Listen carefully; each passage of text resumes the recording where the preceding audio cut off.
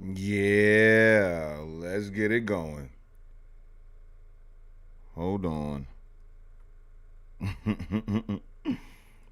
Yeah, here we go. Yes. Welcome, welcome, welcome. Yes. Ladies and gentlemen, to another episode of Hotep History Live. Come on. Yes. Come on. Bring y'all asses up in here, man. Yes, sir. Yeah. Come on now. Uh-huh. Uh-huh. Gotta go. Get this stuff from my oh. You sound like a visionary. That ain't nobody died. Oh, come on. Mm-hmm. You better believe it. Huh? Bring your asses in, man. Let's go. Talk to these niggas. Uh-huh. Hey, man, I'm gonna pass. I'm gonna pass. Come on.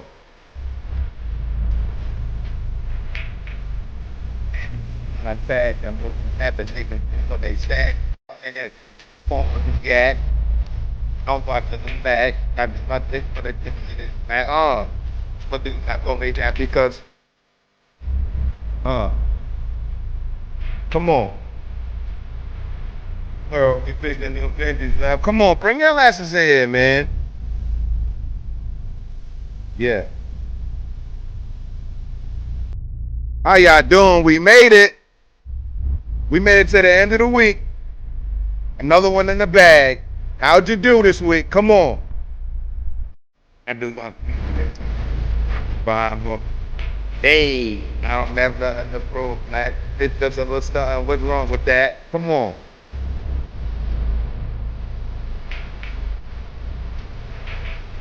Hey.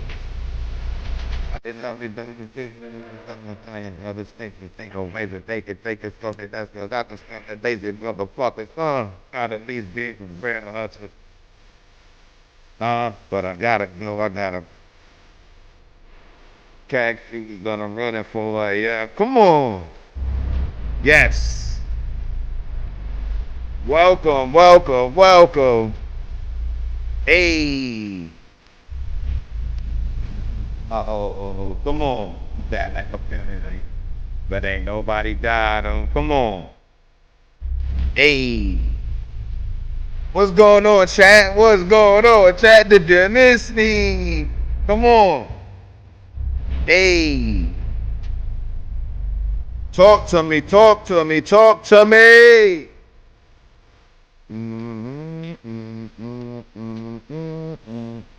Listen, I be putting y'all on. Listen, I be giving y'all the jams. Come on, Hey.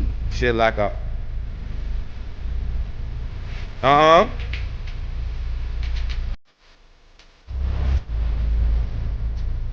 Mm-mm. Ain't nobody die.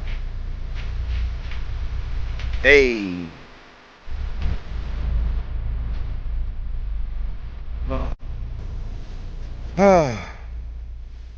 Yes, man. What's going on, ladies and gentlemen? Welcome, welcome, welcome to another episode of Hotep History Live. I am your host with the most, President Hotep Dudes representing Hotep Nation. Hope you guys are enjoying yourselves this evening. I hope you guys have had a phenomenal week this week. I hope you guys were able to meet those objectives, handle those goals, and be able to complete the mission. You already know that's the thing that we do over here at Hotep History. That's the thing that we do over here at Hotep Nation, point blank, period, to be totally honest with you. You understand? We get to it daily, hourly, on the minute, on the second.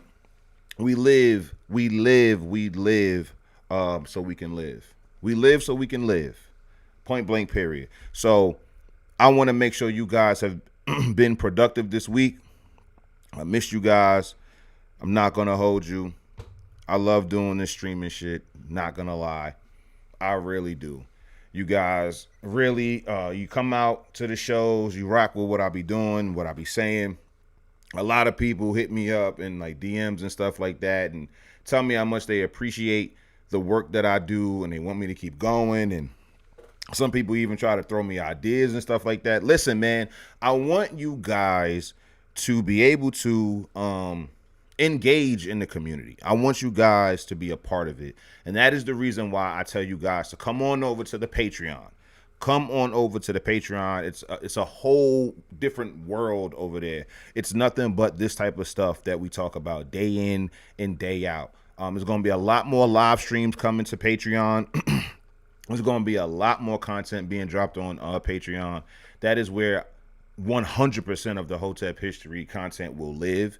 So you'll always be right there. You'll always be on the pulse of it. So make sure you're subscribing to the Patreon. As a matter of fact, make sure you're subscribing to all of the things up here. All of them. You understand? Patreon, Kick, YouTube, Instagram, me on Twitter, and of course TikTok. You guys need to be tapped in with the information and with the content. I am really, really proud of what I do and what I've been able to bring to you guys over the past however many, months and stuff like that. I mean, I've been doing Hotep history for years, but as far as the show goes and stuff like that, I am very, very proud and very, very happy to be able to bring you guys this content. It brings me joy. Like, I enjoy looking this stuff up. I enjoy reading. I enjoy making these videos and stuff like that. And, the fact that you guys are enjoying it as well is like literally the best part about it. So thank you guys again for subscribing. You guys are always, showing up for me, and I appreciate it. So yeah, okay, again, how was your week? How was your week? I know you still got the weekend ahead. Hopefully you'll be able to get more things done or relax, whichever is the proper prescription for you. Me, I'm getting to it this weekend. Because tomorrow we have the Hotep History podcast at 12 o'clock p.m. Eastern on Twitter Spaces. We're going to be talking about something spicy, something that has been talked about in other spaces throughout this week.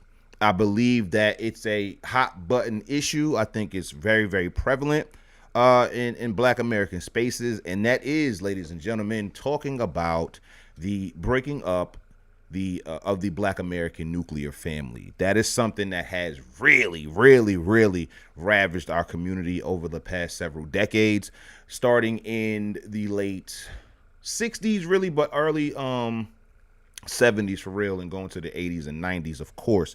So we're going to be talking about that. I already know it's a spicy, hot button topic, so I know it's going to have a bunch of opinions there. I know people are going to want to chime in. If you're one of those people, make sure that you're here 12 o'clock p.m. Eastern on Twitter, because we're going to be talking about it all. We really, really appreciate you guys coming out, and I really want to hear what you guys have to say about it. Whose fault was it that the Black American family broke up in the 70s the way it did? I just had a conversation in Rashad's space. Rashad in the space. What's the word, Rashad? Shout out to my brother Rashad. We were talking about it, and I gave my 2 cents. Tomorrow I will have a lot more things to say about it, because it is multi-layered, and I want to be able to touch all layers about this stuff. It's not just a one-dimensional answer, but I do want you guys to tap into the podcast, because I know it's going to be a good one. You guys definitely don't want to miss it. Shout out to Who in the chat for the $9.99, the $10 super chat. You dig? Telling me to keep it going. I will. It will never stop. We're going to keep this stuff going and going and going. Because I want to let you guys know right now, if I live streamed 24 hours a day, 7 days a week for the rest of my life, I still wouldn't be able to bring you all of what Black American history brings. So that is the reason why I'm looking for more and more community members coming on through to Hotep History. Bring some of your research, bring some of your scholarship, bring some of the things that you know about our history. If you have anything from your specific city, your family, your town, your state, whatever you got. If it's during the late 19th century, early 20th century, bring it on over to Hotep History. We can use it. People will share stories about their families. It's beautiful to me. All of it is beautiful.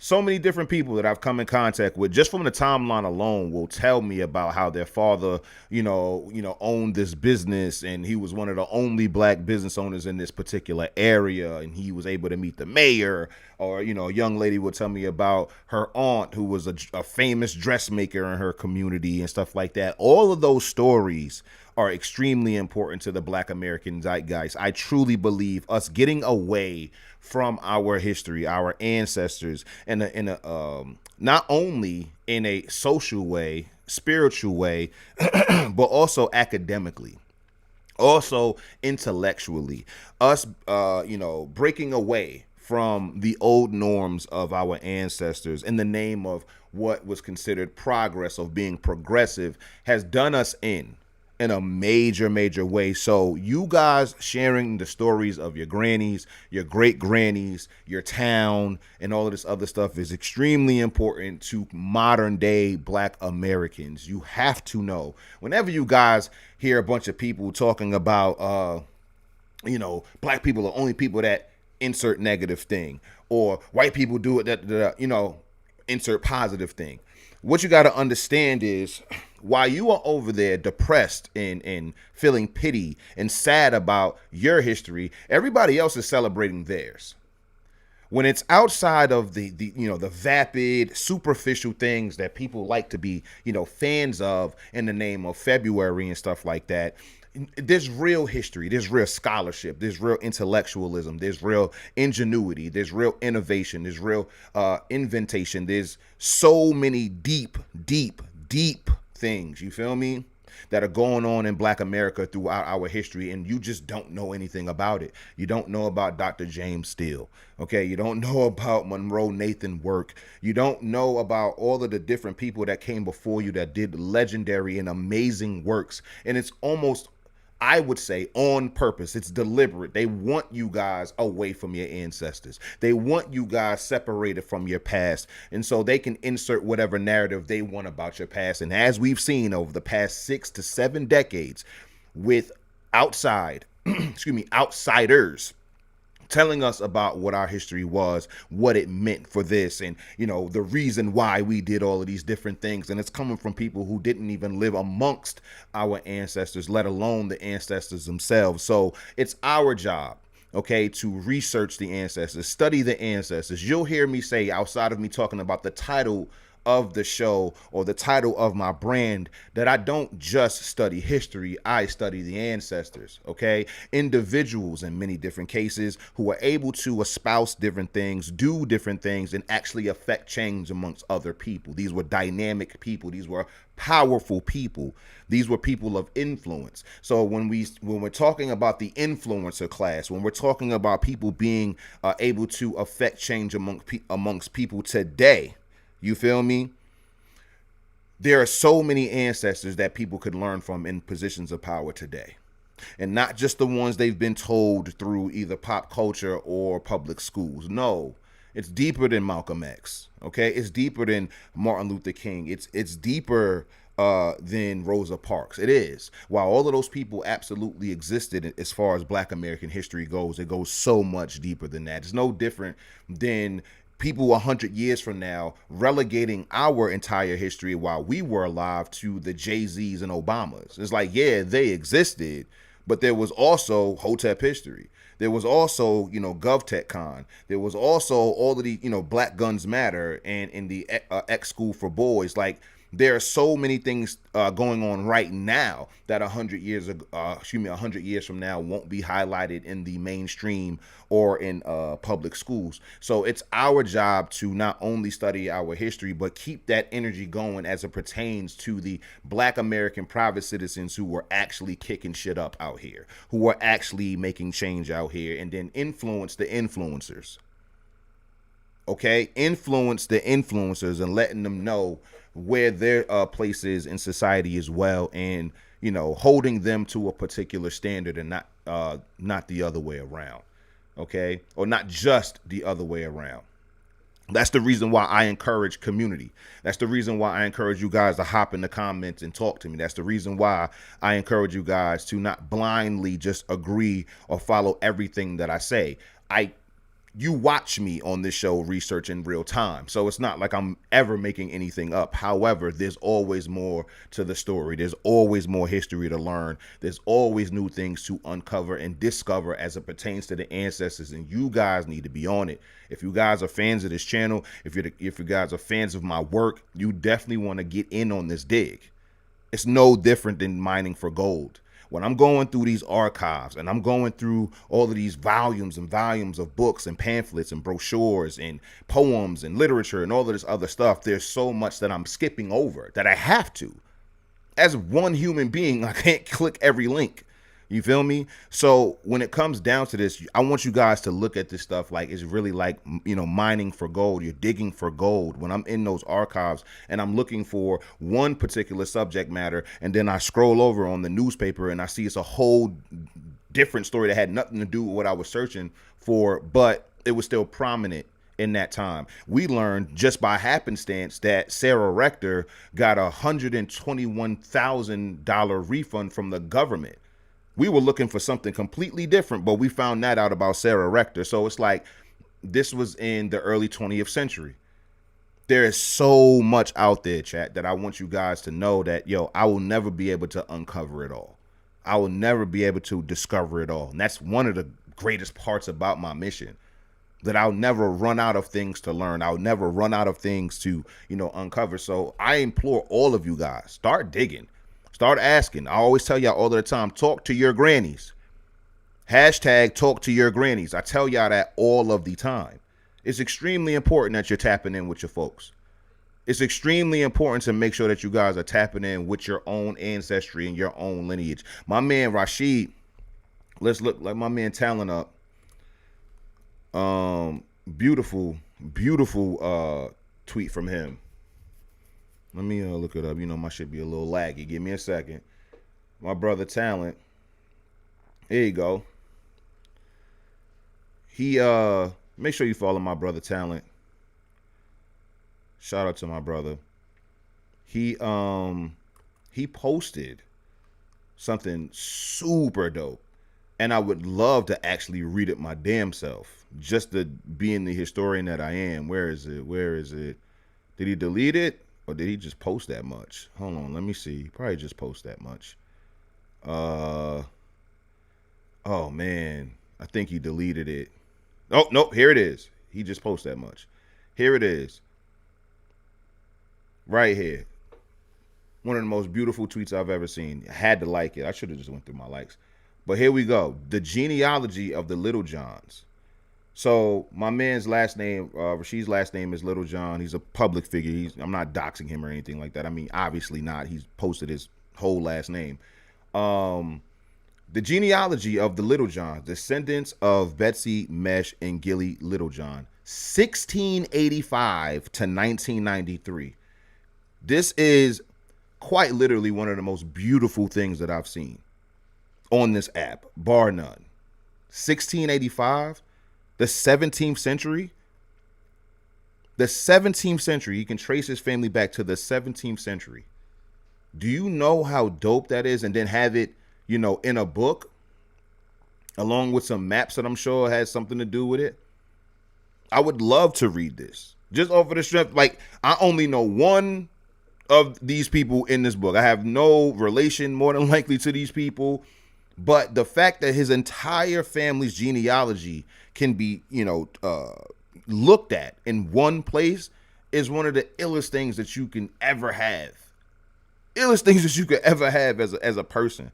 Your whole family's legacy in printed form. Incredible, man. Incredible. And it's beautiful. It's absolutely beautiful. So again, when it comes down to history, man, I tell y'all, I don't overemphasize history whatsoever. History is like crucially important. Crucially important. I cannot and will not stress this enough. Okay? Let's check the chat.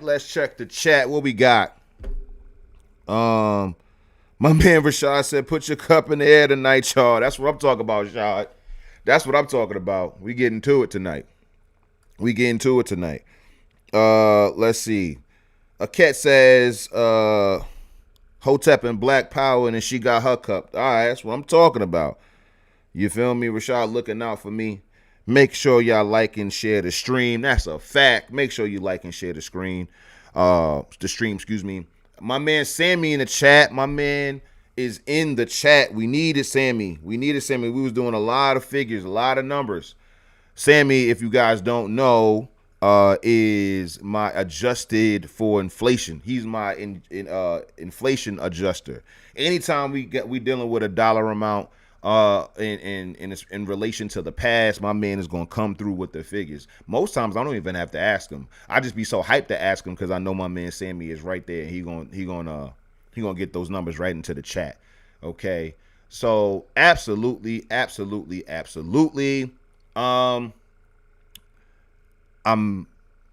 I'm saying. Oh yeah, so we do have a couple things that we want to take care of. Let's go on over to the bookmarks, things that I seen on the timeline that I wanted to, talk about before we get into the Harlem Renaissance, ladies and gentlemen. That's what we're gonna talk about tonight.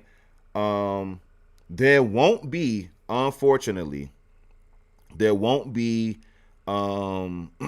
Patreon stream tonight.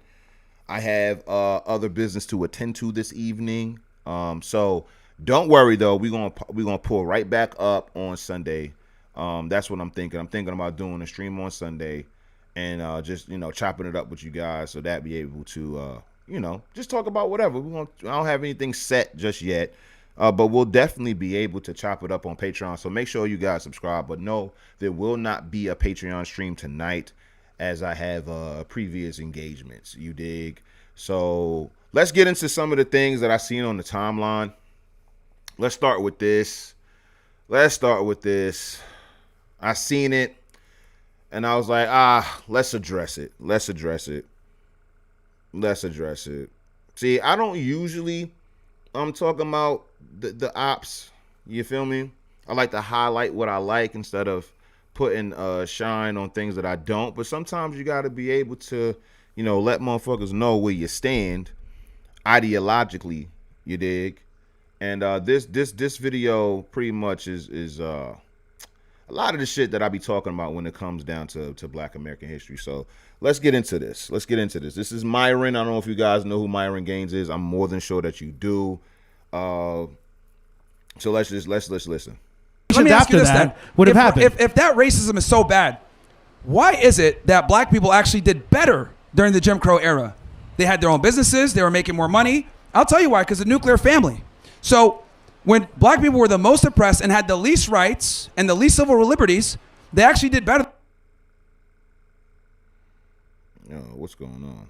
But we can actually pause it there. So this is something that people in different pockets, usually in conservative spaces, they use this. They say black people were better off. Now, what they do is they try to do what I do when I highlight the best and brightest of the ancestors and stuff like that. But they taint it. They make it toxic and they weaponize it against black people. And this is no different than the other side. When you have people telling you that your ancestors were a bunch of fucking slaves and nothing else, then you have people like that's how they weaponize it on the left, right? And then when it comes down to these people on the right or on conservative spaces, they'll use or weaponize our history, you feel me, in saying like, oh, you were so much better back then. And this is the reason why I allow for like my man Rashad to like have conversations with him, because Rashad is going to be able to like, yo, Hotep, I understand that all these great things happen, but also this is happening. And even when I talk on my platform, y'all know I don't ever deny that oppression exists or racism and discrimination existed, lynchings and all of the horrible things that the ancestors went through exist. I never deny that. These guys do. And you'll see that in this video. So while they'll talk about all of the, they'll weaponize, all of the great things that the ancestors did, then they'll also scapegoat the government. And these are the same, limited government conservatives that be out here talking about, other issues and shit like that. So are we good now? What's going on, man? Is it not going to load? When black people were the most oppressed and had the least rights and the least civil liberties, they actually did better than they do now. So again, Reconstruction. You're talking about nothing can keep you back from success besides yourself. So you're talking about Reconstruction, right? What happened to all those successful businesses and things that were around during Jim Crow? They were destroyed, bro. They were destroyed, and who destroyed cousin. It? Our government or white racists. But that happened. You can't even lie. That's history, brother. That's history. Again, choice and accountability. Again, this is what I'm talking about. These guys are supposed to be against the government. They're supposed to be for limited government. They're supposed to be on the side of private citizens wanting to, pursue happiness, prosperity, freedom, and all of that other stuff in this country, right? All of the things that are stated in the Constitution. However, they'll use your ancestors' bootstrapism against you. They'll tell you about all of the amazing things that your ancestors were able to do, again, to weaponize it against you, but then they don't acknowledge the same government they want limited, power for, that the government did do what it did to the Black American community. And so now it's okay for you to say, hey, in the 20s, 30s, and 40s, marriages were this, and the culture was this, and all of that. And then when we tell you, hey, the government were like literally sabotaging Black American enterprises. They were, private citizens who disliked the prosperity in the growth and development that was happening. They were doing things to sabotage and outright destroy what our ancestors built. And while our ancestors did have the grit, they did have the resilience, they did have the fucking, perseverance and the ability to defend themselves against these fucking devils, that does not absolve the devils. That does not absolve the government. And this is where conservatives all of the time fuck up and they show their hand. Because the man said, do you know what happened to all of those things? The government came through. And look at this fucking coon. He's over here like, oh, my government. Also parroting a bunch of like corny white dudes on the right and shit like that. And they're not even G enough to actually be full-blown outright racist, full-blown outright white nationalists and shit like that. I keep a tab. I don't know if y'all ever peep when I go to my page or whatever, but when I show you on my page here is that I have an entire tab of white nationalists. And when I tell you that the real white nationalists, I'm talking about the pro-white guys, the dudes who are like always talking about that particular ethnic group and all of that other stuff, those Hitler praising people for real, they think Myron is a clown. They think he's a clown. They think that, all these right-wing figures like Matt Walsh and them, they think those white dudes are clowns. They don't even get into the two-party system at all. Like the real white nationalists, the real Nazis for real, they don't even believe in voting. They don't believe in any of that. They want an entire different like ethno state than what even a Myron, because Myron wouldn't exist in their world at all. They call him all types of slurs when he tries to get into their spaces. When he tries to really get in there with the white nationalists and all that, they kick him out. They have him out of their circles immediately with his head hung in shame. So please believe, like when it comes down to these people, understand that they not even like that. They not built like that whatsoever. 90s, we're just Choice a couple. That was a little bit ago. We're still living in the body. Okay, so what you're saying? So the people in Tulsa, Oklahoma, they chose for the Klan to come around. They chose for that. Is that what the fuck? You're talking about choice and responsibility, brother. And I'm saying, what responsibilities does the government have? What I'm saying is, in the 60s, when they were actually successful, right? They were oppressed to the highest degree, and they were still successful. So there's no excuse with racism being reeled back to not be successful. That's what I'm saying. All these other things happened. Cool. Nobody cares. People need to pick themselves up from the bootstraps. Maybe you need to start caring. Maybe people should start caring. Maybe we should have those conversations. I promise you, I don't give a fuck if Myron cares or not. I want you to know that Black American advancement is not hinged on Myron or anybody else other than Black Americans caring. So again, personal responsibility and accountability as it pertains to Black America is not something that's been ran from. As a matter of fact, you're going to hear people like me and a lot of other Black Americans hold themselves and their people accountable. There are so many different Black Americans who are anti-degenerate, anti all of the bullshit that's going on in the community, and we're not doing it for the Myrons of the world. We're not doing it for white conservatives, white liberals, or anybody fucking else. It's for the benefit of Black Americans. That's the reason why we do it. Just like that's the reason why the ancestors did it. The reason why the ancestors wrote etiquette books. The reason why the ancestors wrote books on architecture and being able to grow your own foods and build your own institutions and do all of the things that allows you to be a fruitful member of society was based upon their love and affinity for each other in their relationship with God. Nobody else.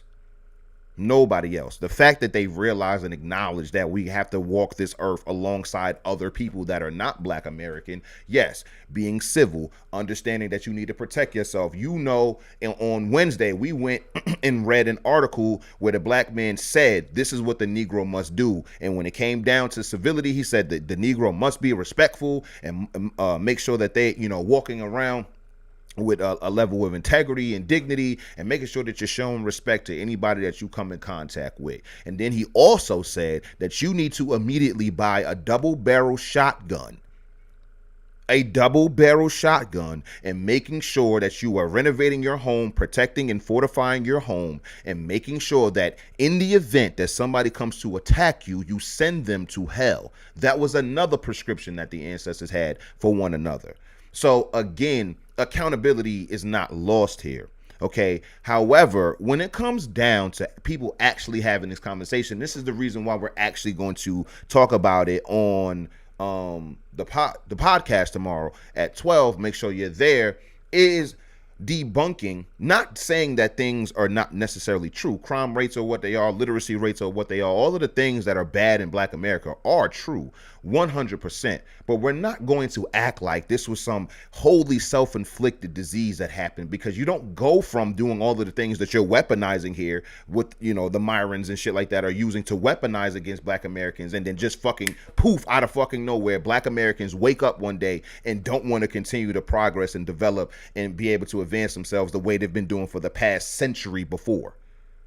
How the fuck did we go from 1865 to 1965 and then 1970s roll the fuck in, and Black Americans just magically poof wanted to do drugs and fucking abandon their homes or be taken out of their fucking homes? That does not fucking exist. Something actually happened, okay? Incentivized by external entities, foreign agents, kind of like a Myron Gaines. That's what the fuck happened. And Black Americans, because I don't absolve my people of anything, took it hook, line, and sinker. And it fucked us up. That's a fact. Working in tandem. But we're not going to sit here and act like we're one group. It has to brunt all of the responsibility and blame, and then the other group that had something to do with it doesn't. You're not going to sit here and act like the government didn't play a single role in our demise or destruction or even self-destruction, and then in the same breath be mad about LGBTQ issues being pushed by the government, be mad at particular pundits or particular senators and governors and different politicians that are pushing left-leaning or leftist ideology that's supposed to be hurting or eroding the entire American culture. How is it okay for you to blame external parties for the increased rate of mental illness among white boys? The fact that 60 to 70% of gun deaths are in suicide, and the great majority of those suicides are of white males. Nobody's talking about that. Nobody's talking about the very, very high, disproportionate presence of white men when it comes down to CP and being a PDF. Nobody's talking about the gender dysmorphia. Nobody's talking about all of these issues on a personal accountability tip. No, it's the deranged, the leftists that are doing it. No, so your wife doesn't respect you. Your children don't respect you because of, the left or because of a particular ethnic group or whatever. It's okay for you to scapegoat everything else and everybody else when it comes down to your demise and your destruction and self-destruction. But when it comes down to Black America, now everything is just bootstrapism and nothing else. So where is it in your own doctrine that you're prescribing over to Black Americans do you live yours? See, the thing is, I don't get into any type of like racial debates for real like that. I had to cook, on the other night, I think on last Sunday. Shout out to my brother Naeem. But it's like, y'all are not going to trick me, okay? Y'all not going to trick me into, being so accountable for myself and my people that I don't see what the fuck happened to them. That had nothing to do with them. Where you have literal politicians, 3-letter agencies confessing decades later, like, yeah, we did that. Yeah, I ain't gonna lie, we did infect black Americans with this particular virus, or we did, bulldoze through this neighborhood, not just for, the expansion of a highway to make it easier for for American travel and transportation. Like, no, we saw that they were actually building and doing some great things over there, and we wanted to fucking impede on that. These are real confessions on the ground. And while me, Hotep Dubes, is always going to stand on the fucking the shoulders of my ancestors and hold myself and my people accountable, and to be able to continue on to do the things that our ancestors built, yes, in spite of the racism and stuff like that they went through. However, I'm not going to sit there and absolve at no point in our history the government's fucking dealings and doings in their impediment of black American progress. It makes no fucking sense. I'd be a hypocrite like you, Myron, or you, or any of these other, Steven Crowder or Matt Walsh. All you motherfuckers do is complain about the government for a living. You guys are political commentators. You complain about the government all day. But the minute a black person says, hey, yo, the government fucked me over, or the government fucked us over, now it's, oh, you're making excuses. What? You hate half the country. You hate half of the administration. You hate half of the political makeup of the country you live in. And you make a living disparaging, complaining about, and hating this other side of the political aisle. But when it comes down to talk about actual government intervention in black American destruction, now all of a sudden the government ain't to be complained about. So when it's okay now that the white man is finally getting his just due when it comes down to his terrorism and shit like that, as far as the straight white male, being the public enemy number one, and you got people like Myron sticking up for him and shit like that, like they stuck up for us and shit like that. Historically, they have not. Okay, now there are going to be some partnerships and stuff like that between white men and black men based upon manly shit for sure. Don't deny that. But when it came down to demonizing black men off the virtue of just them being alive and existing, there wasn't this outcry of white men being like, nah, that's not the truth, because white men were the ones behind the propaganda. You see, so again, I don't need to overly racialize this stuff. I keep things in the proper context historically. You motherfuckers get this shit twisted. You think because I stand on accountability and being able to be responsible for oneself means that I absolve an external party like these clowns do. So hear me and hear me now that I will never, ever, ever, ever make an excuse for the government intervening and fucking over my community in any capacity, past, distant past, or present. Absolutely fucking not. These people are clowns. And this is the reason why I don't understand. Now, when you guys are being, going to jail for the January 6th shit, now all of a sudden the feds is corrupt. Now all of a sudden the 3-letter agencies is fucked up. Now the government is trying to kill you and all this other shit. Now there's a mass conspiracy against the straight white conservative male. Now all of a sudden the government cares about quelling. Now the government cares about fucking monitoring and surveilling you. But when it was the black American community telling you like, hey, yo, the FBI is like literally following us. Like they're right here. They're following us. And all you kept doing was talking that bootstrap bullshit. It's like, nigga, no, there's federal agents outside my window. What are you talking about? What bootstrapism can I apply to federal agents surveilling my goddamn living room? What bootstrapism do I have when a motherfucker throws a bomb into my kitchen? How am I supposed to fucking be accountable for that bomb? Tell me. So you motherfuckers get it fucked up, son. You do. And to think that because of the stats that we have currently over the past several decades is wholly indicative of black American innovation or black American intellect or black American advancement, as if all of those centuries, all of those decades, all of the things that we did previously just didn't fucking exist. But all of the shit that you got going on is now superseded. Remember, all of the shit that you had going on in the past superseded whatever the fuck you got going on right now. Because back then, you told us to pull ourselves up by our bootstraps, and now, but the feds is on you now. And you're crying on the internet every fucking day. Now it's hard for you to take care of your wife and children because you're being doxxed and all of this other shit because of what you're saying online or what you believe in or at the workplace or whatever. Now you getting fired.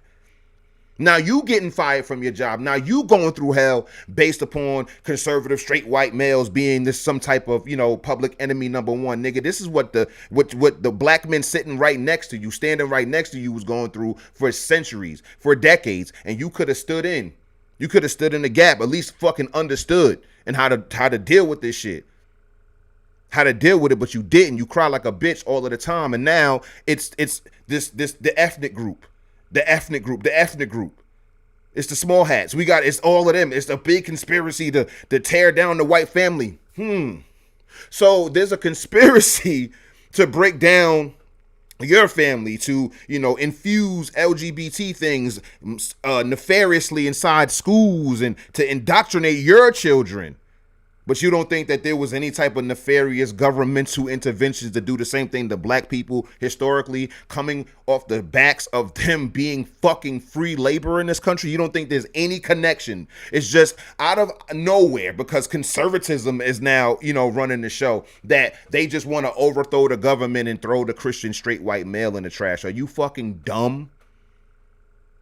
Been there, done that, got the motherfucking cheap t-shirt, cracker. I'm trying to tell you something. So listen, never let these clowns ever try to get you off your square when it comes down to talking this shit. I ain't even gonna hold you. I don't need to finish this video. It's just this. It's just this shit for 4 minutes. Just repeating the same shit over and over for 4 minutes until son with the hat to the back walked away. At the end of the day, I stand on personal responsibility and accountability. That's the reason why I'm here, motherfucker. But I'm not going to sit here. If I'm accountable for myself and personal responsibility, why would I not have that same level of accountability and responsibility for the motherfucker who perpetrated all these things against my community? What the fuck are you talking about?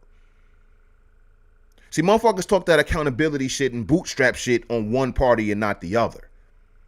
Because again, black people just didn't wake up one day and decided to be fucking degenerates and shit like that. No, it was government intervention, the same government that you say we should have less of. And so you could, if you actually were principled, if you actually were virtuous men, you would actually be able to, understand the black American man's plight and understand what his struggle is and lock arms with a nigga who's actually standing tall for his people and not aiding and abetting degeneracy, not aiding and abetting bad performance or low performance, getting with upstanding black American citizens. But you don't do that. You go to college campuses and debate students about shit that don't really matter. That's what they do. And that's the reason why the conservatives lose all of the time. I know from sitting on the left side, you feel like the conservatives are winning. And then because I'm over in these conservative circles and I see the shit that they be saying, they think y'all winning all of the time. And I'm here to tell you, as somebody who's on neither side, I can tell you that the liberals won the culture war years ago. It's a fucking wrap. That's been gone. So all of these new names that be popping up and shit like that, they're never going mainstream, Jack. It's never happening because it's never been about politics. It's always been about dollars. And it's so much easier to sell liberal ideology through mainstream media than it is to sell conservative values. It's too much responsibility and shit in that. It's too much nuance in that shit. Like, nah, we're going to let motherfuckers let their freak furs fly out this motherfucker. We're going to be able to do whatever. We're going to put LGBT shit into the fucking kid shit, the teenage shit, the adult shit. We're going to be able to put our ideology in all of that shit. That left-leaning shit, they been won the culture war. And anytime that these conservative so-called cool people who are trying to be on the edge of the culture war, they fucking suck. And all their shits flop. All of their movies flop. All of their cartoons flop. All of their music flops. All of that shit is trash. Them conservative rappers and shit that be trying to get their music off the ground, nobody jams that shit. It's a very niche amount of people that listens to that corny ass shit. None of the motherfuckers is ever gonna get no play in this ride. I can tell you that. So when it comes down to the culture war, they've been fucking lost, and that's the reason why they've resorted to fucking complaining online about the culture war, and they think that's gonna actually win it.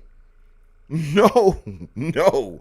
Complaining like a bitch that somebody beat you up does not make you a winner of that fight. If I beat your ass, and all you do is lay on the ground and complain about me beating your ass, when do you think you're going to win the fight? When do you think you're going to win the fight? You're never going to win the fight. And so that's what conservatives do. So they got y'all thinking that because of some tweets and shit like that, these motherfuckers is actually shaking shit up and moving the needle. They're not, son. For the most part, these motherfuckers is in their goddamn houses or in studios recording podcasts and shit like that. They not outside. They don't move the needle in their community whatsoever. If they threw a local event in their city, they wouldn't be able to get nothing. Nothing. Straight up and down, son. Like, this is all propped up bullshit. So while, yeah, you got Matt Walsh and Ben Shapiro and all these clowns and shit like that, yo, son, at the end of the day, they can only influence but so much. I'm trying to tell you something. So while they have some influence, I'm trying to tell you all of them racist memes and talking points and shit, that shit don't really move nothing, son. That shit don't really move nothing. And I'm here to tell y'all, you don't got to be scared of either side. Both sides are fucking a bunch of cowards. All of them. This goes double for the the white communists and the extreme leftists, the Antifas and all these motherfuckers. It's the same shit, son.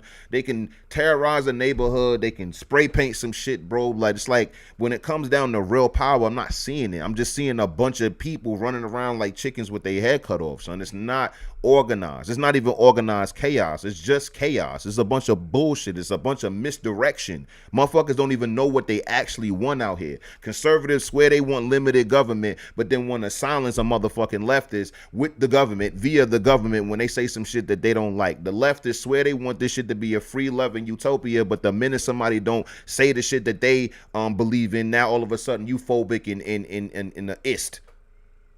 You some type of phobic, you some type of ist, something racist, sexist, homophobic, all of these other things, all of these different things. Both sides don't know what the fuck they're doing.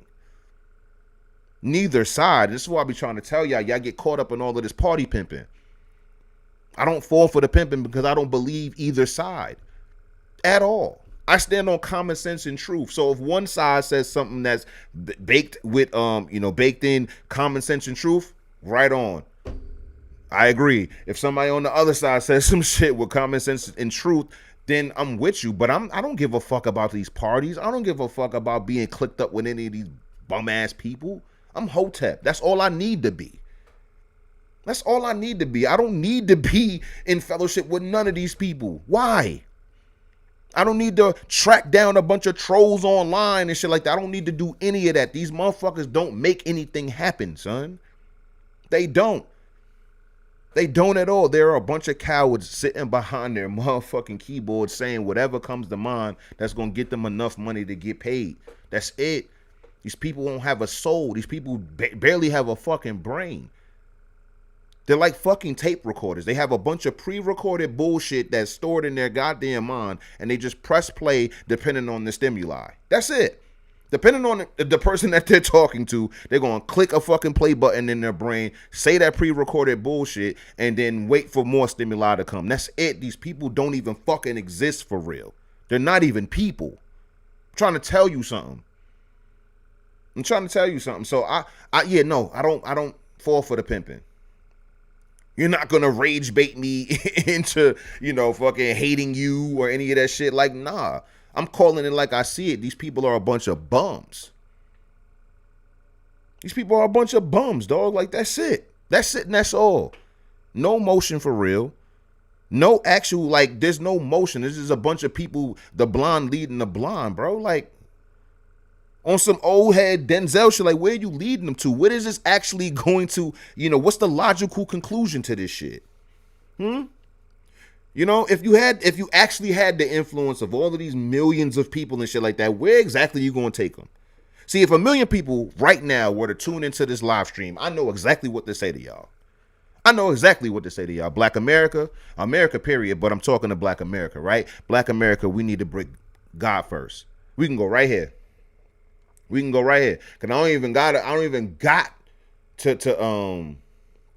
go far. I don't even gotta go far. I wrote it down.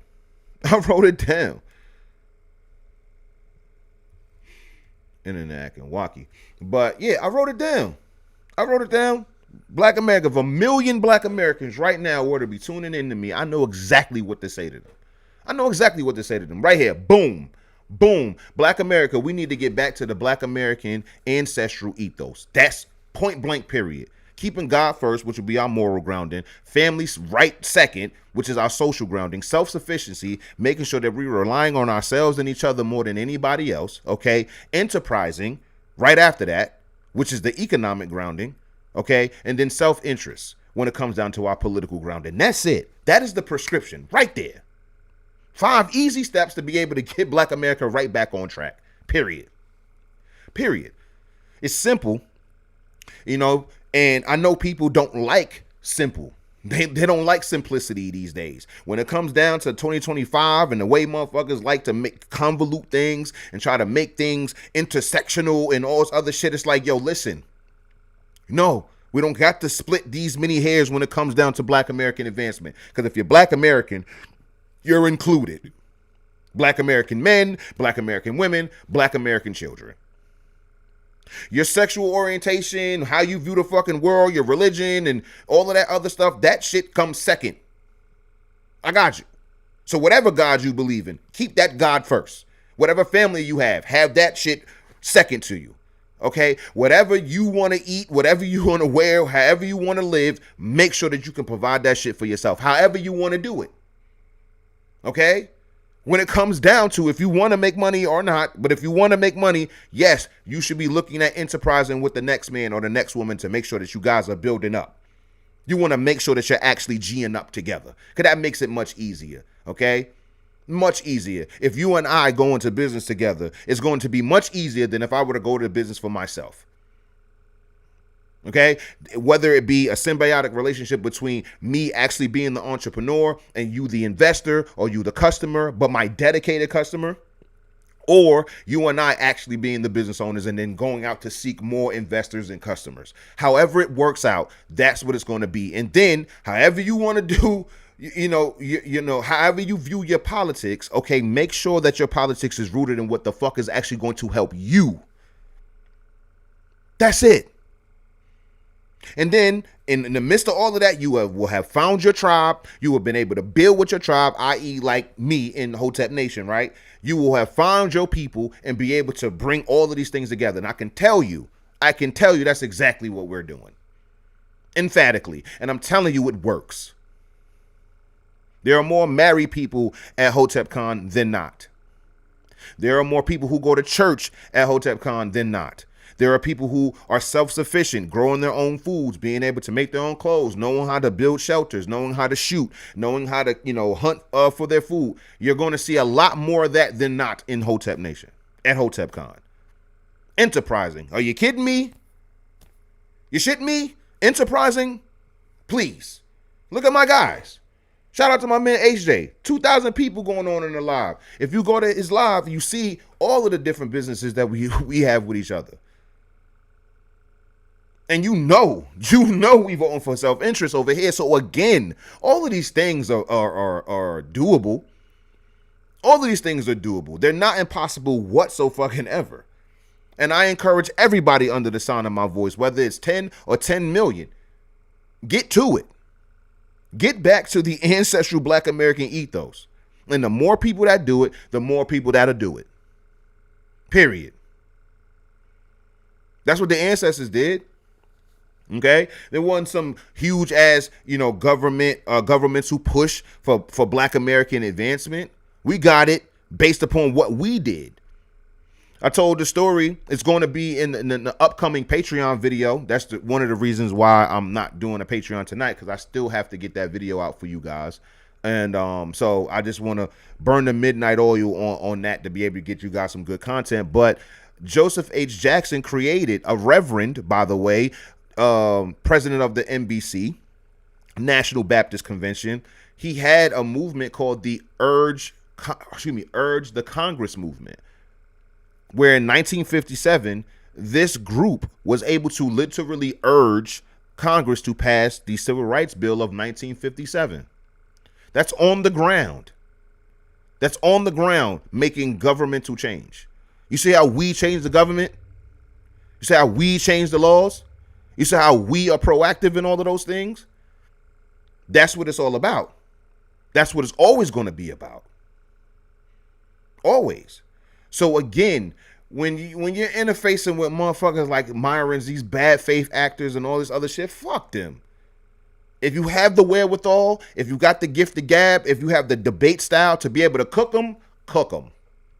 Have at it. Treat them motherfuckers like lunch. You feel me? But if you are legitimately one of those people who may be a little bit demoralized or shit, God forbid, actually believes that bullshit that they be saying, understand that one, they're fucking lying, and two, they're nothing to fear. They're absolutely nobody and nothing to fear. These people are cowards. They're cowards. If they actually had to live and die by what the fuck they were saying, I promise you, a lot of them wouldn't even be saying the shit that they saying. Right now, the counterculture that they're trying to breed and shit like that is them saying a whole bunch of disparaging shit about different groups without no solution. No solution whatsoever. You actually ask Myron or Matt Walsh or any of these fucking people and shit like that, like, yo, what's the actual solution for American advancement? Don't even ask them about Black American advancement, okay? Because God bless your brain cells. But if you actually ask them, like, what the fuck you supposed to do, they're only going to tell you to vote Republican. That's it. That's the only fucking answer these idiots have, despite the Republicans being just as corrupt as the Democrats. That's all they got for you. They got the same prescription as these dickheads on the left. They got the same prescription as MSNBC and CNN. It's just with the other fucking party. They want you to sit there and kowtow to the fucking Republican Party. They tell you shit like get off the Democratic plantation and shit like that, which is, I don't even know why that would even be a hook.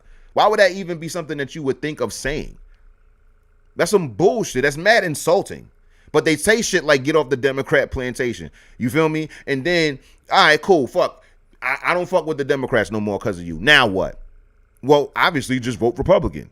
Really? The same Republican Party that fucking sabotaged Black America too. The same, Republican Party that, pushed or agreed to, push a bunch of bullshit into our community legislatively or through the legislature. You mean that Republican Party? So no real actual political strategy is just be a bitch to the other side. Well, we already know about that already, because when Black Americans first were voting, they were voting 100% Republican.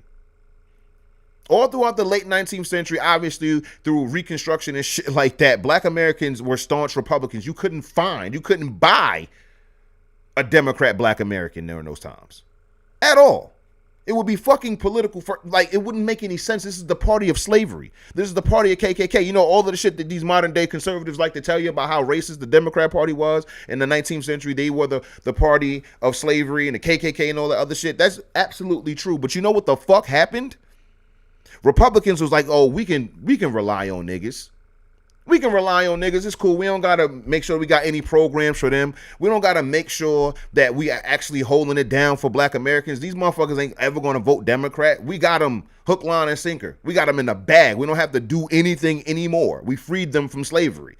Pats ourselves on the fucking back. And now, because we need support from Southern Democrats to be able to get these seats or be able to get the presidency and shit like that, we're going to fucking pander to now white Southern Democrats who hate these people's guts. And one of the things that they did was the Compromise of 1877, which were Southern Democrats and Republicans agreeing that you take the fucking federal troops out of the motherfucking South, which were protecting Black Americans at the time, making sure that they can make their voices heard via the vote, making sure that Black Americans were safe and building up their towns, institutions, and all that other shit. You know, all of the things that these modern day fucking Myron Gaines and shit like that will try to tell you was the reason, why America was so great and all this other shit for Black Americans. And then they sold Black Americans out. Take those troops right the fuck out of the South. And now you see a whole uptick in lynchings, an uptick in burning crosses in front yards, an uptick in burning down buildings and just pieces of civilization simply because there were no federal troops to protect black Americans. That's what Republicans did. So they're loyal, blindly loyal at certain points of black American voters. So for me, I've already seen this show already. Before we even get to black Americans being staunch Democrats and voting for them 80, 90+% of the fucking time, I already seen what their ancestors did with the fuck ass Republicans. You dig what I'm saying? So none of this shit is lost on me. All of this shit is pimping. That's it. That's it. And the only way to get over that shit is to understand that you being talked to this way and then use them motherfuckers. If you really like that, if you really want my support, if you really want my motherfucking vote, dance, bitch. Dance, bitch. What the fuck? Shake something. We're going to show who's really pimping around this motherfucker, because that's what many other groups do. I'm not going to say what everybody else does, because that's some hyperbolic bullshit that I'm tired of hearing. I'm tired of hearing black people are the only people that XYZ. White people are the only people that do. Fuck all of that. Everybody get into everything. Fuck that. But I see a bunch of groups being able to get their way politically by telling these motherfucking politicians to shake ass. Shake that motherfucking ass. Do what the fuck I said, or you don't get this money, or you don't get this support. And we're going to fuck with the other motherfucker who going to shake their ass for us. Period. But instead, you got the politicians telling you to shake your ass. And you the one that's putting them in power. That's insane. That's insane. You wouldn't let your dog tell you to shake some ass. You wouldn't let your food to tell you to shake some ass. You wouldn't let your kids to tell you to shake some ass. But you got these politicians telling you to shake some ass. Give us a reason to fuck with you. What, bitch? This is what I'm going to do. I'm going to tell you this right here. Y'all not going to get another vote from me or mine if you don't do what the fuck I told you to do. Period. Ain't no reason to be friendly with these people. Ain't no reason to be friendly with these people. They're politicians. They're public servants. You don't need to be chummy with these fucking people. I don't give a fuck if you don't personally like this motherfucker. Is he going to get shit done? I don't care if you don't want to go to dinner with him. I don't care if you don't want to invite him to your daughter's birthday party and shit. That don't matter. Is he passing shit that's going to help you in your district, in your zip code, in your town, in your city? Are they going to actually make shit happen on your behalf? Yes or no? Yay or nay? Point blank, period. That's it. There ain't nothing else to talk about with these people. And then if you're going to have a relationship with them, you know what you got to do? You feel me? You have to put them in position. So from the time that little nigga gets out of high school, you need to be grooming him to become a local politician. Off the dribble. He needs to study whatever he needs to study. Political science, what have you. You stay on him. And this is what your destiny is. Or you find a young person that's already studying political science, that's already in those circles, who already have the ambition to want to be a local politician, and you make sure that you keep tabs on that nigga and you groom him in the right way. Don't be weird. When I say groom, I mean in the objective sense. Groom him to be the type of politician you need him to be for your district. Because this shit is going to it's going to last for generations. So while you may be 45 and he may be 22, and it may take another decade for him to get where he needs to be locally on the political scene, you're now 55 and he's now 32, you still now can ensure that the future of your district, your zip code, or whatever is going to be secured by all of the different political minds that you raised. And so we're able to, grow our architects and grow our farmers and grow all these different positions of power, or all these different occupations from normal schools and all of the things that we teach. Why don't we have a school to teach young black Americans to get into politics and actually be political pundits or be politicians themselves? We teach everything else. We teach everything else. So again, when it comes down to me and mine, we're going to be solution-based people, because that's what they want you to be. They don't want you to be. You need to do the exact opposite of what these people tell you to do. They want you to be individualistic people. They want you to be disconnected from your ancestors. They want you to be overweight. They want you to be sick. They want you to be dumb. They want you to believe everything that comes off that motherfucking TV. They want you to turn into a motherfucking mindless drone and just do what the fuck you're told. That's what they want you to do. Do the opposite of that, and I promise you'll win the game.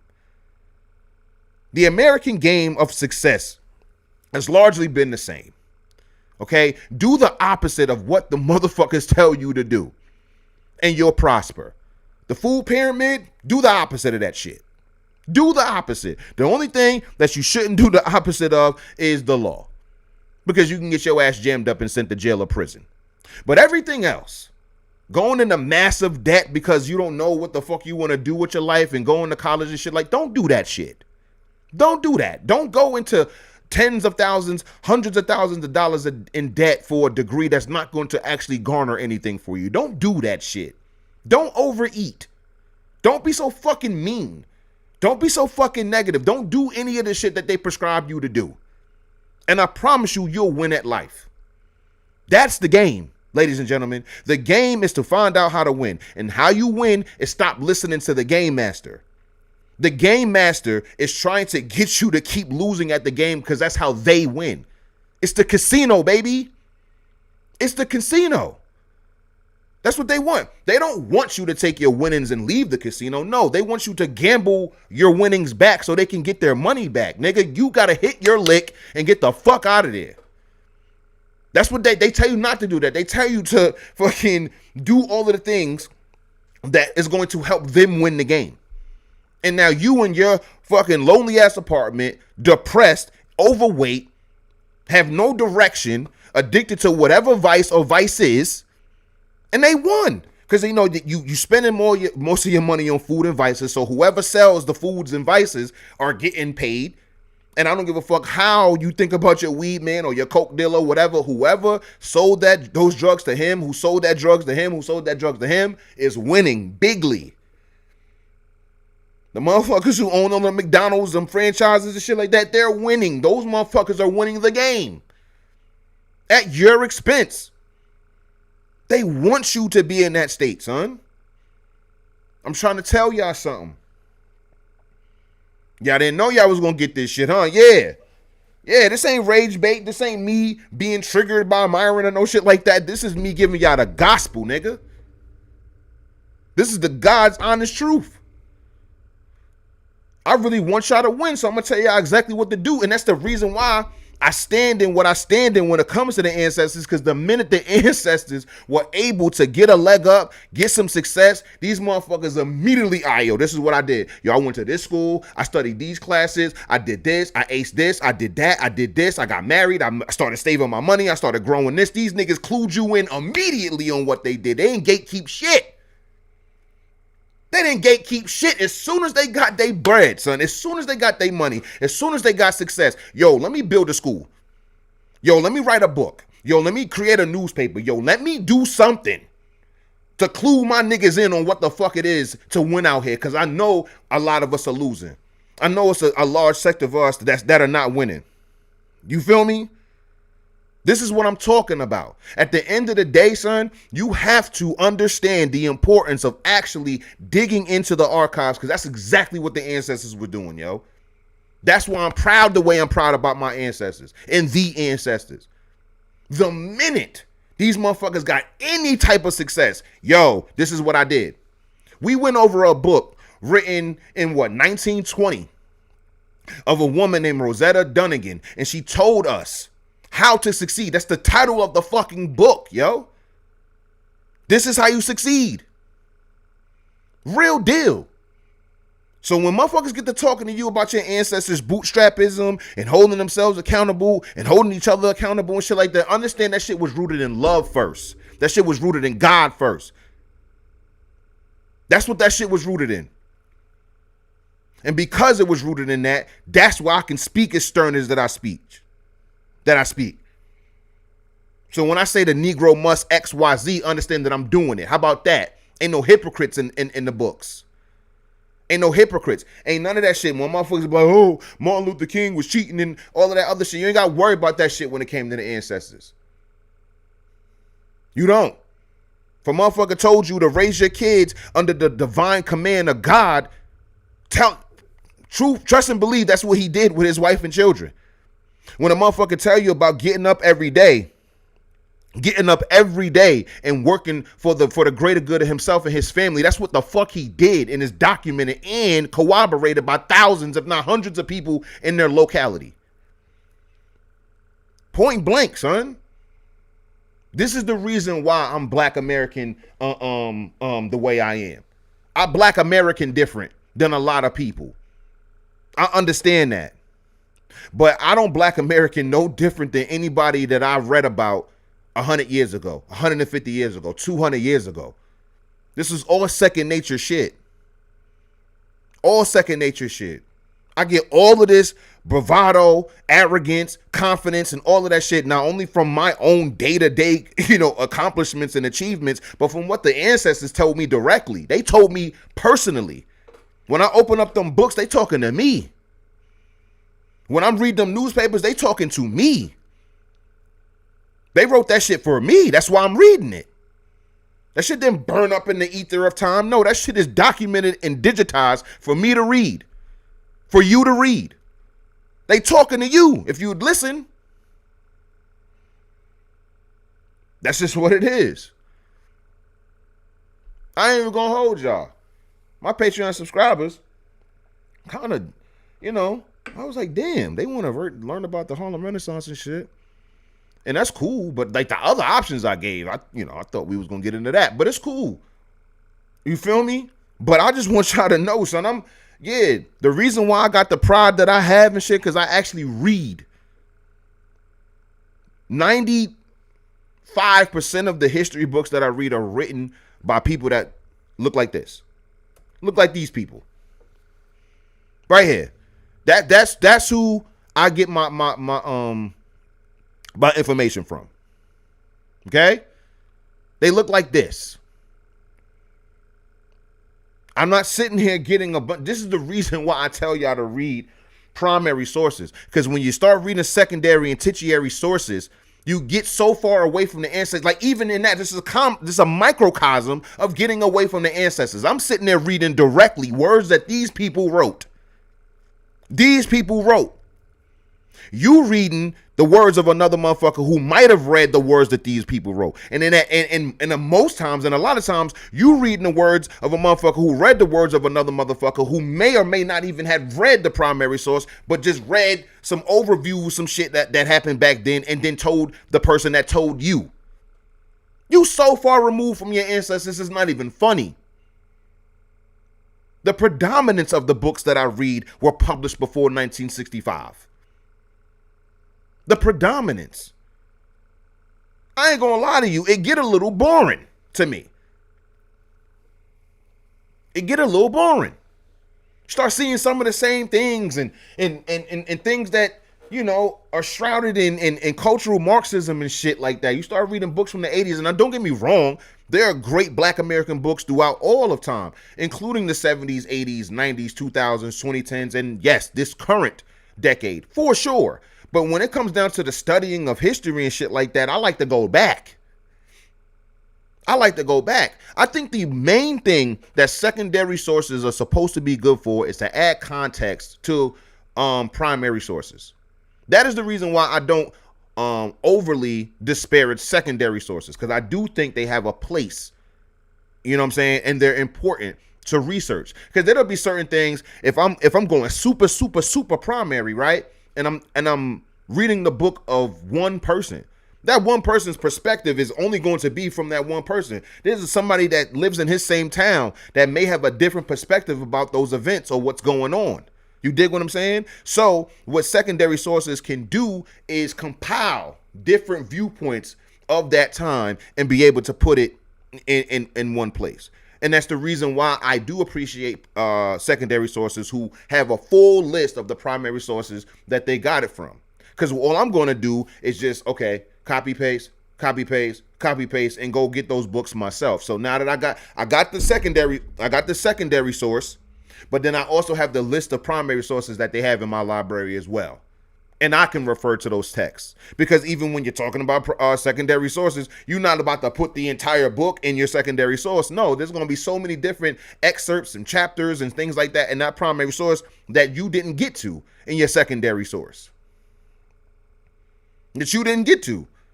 So yeah, it'd be nice that you be able to compile different primary sources, but that's it. But tertiary sources, now you hearing that shit third party, nigga? No, thank you. I'm absolutely Gucci on those shits. Motherfucking study written in 2013 and shit like that. Not a study, because studies are different.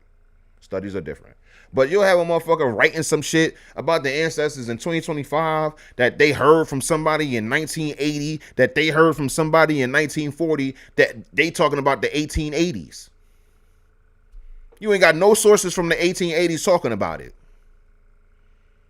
So again, this is the reason why I tell you guys to tap in with the ancestors directly. Tap in with the primary sources directly. And I promise you, you guys won't have that inferiority complex that they want you to have. That's another thing that you need to be doing the opposite of. Not vapid pride in your race, not vapid pride in yourself, not superficial pride. No, real foundational pride. Real foundational pride in who and what you are and where the fuck you come from. And you can include the plantation. I'm not ashamed of that shit. There's too many things that I know about the plantation. We was in the spaces. We were talking about how slaves was catching wreck on slave patrol. Y'all motherfuckers walking around thinking that, oh, the slave patrol were the precursors to the police and da-da-da-da. Nigga, these motherfuckers were scared shitless of your motherfucking ancestors. And you over here in 2025 giving these motherfuckers more power than they deserve. Your ancestors were shooting and killing slave patrols. You ain't hear about those stories? You ain't hear about how they were burning down slave patrol homes? You ain't hear how they was chasing these motherfuckers out of town? You ain't hear about any of that shit? You ain't hear about your ancestors fighting back? You ain't hear about your ancestors catching wreck? You ain't hear about Negro lynch mobs? You didn't hear about any of the shit that the ancestors were actually doing? I wonder fucking why. Because you over there reading a book written in 2006, nigga. That's why. That's why. You so far removed from the ancestors, it's no wonder why you niggas don't have pride. Real pride. When the last time you read a text from the ancestors? From before the 60s? Because I be feeling like you motherfuckers feel like the ancestors, propped up, sprouted out of the fucking fields in the 1960s, and like voila, black people are here, or that black people prior to the civil rights movement of the 50s and 60s were these people who lived so subjugated that it was negligible if you needed to even hear about their experiences. Whole ass millionaires all throughout the 18th century. 18th century black American millionaires. Do you know what the 18th century is? That's the 1700s. The 1700s. You have black millionaires. Black millionaires. But you think it wasn't until 1965 that motherfuckers could get busy in this country. It's because you don't study the ancestors. That's it. If you actually give a fuck about black American advancement, you will study the ancestors. And you'll find all of the solutions that you need. You'll find all of the solutions, no matter what ails you. It does not matter. We were reading ghost stories the other goddamn night. So if you needed just a campfire story to tell your kids, the ancestors got you, nigga. Nursery rhymes, toys, games, from the most least serious to the most serious thing as far as solutions, the ancestors got you because they were fucking humans. They weren't chattel. They weren't property. They were people. They were human beings with their own thoughts, their own souls, their own abilities.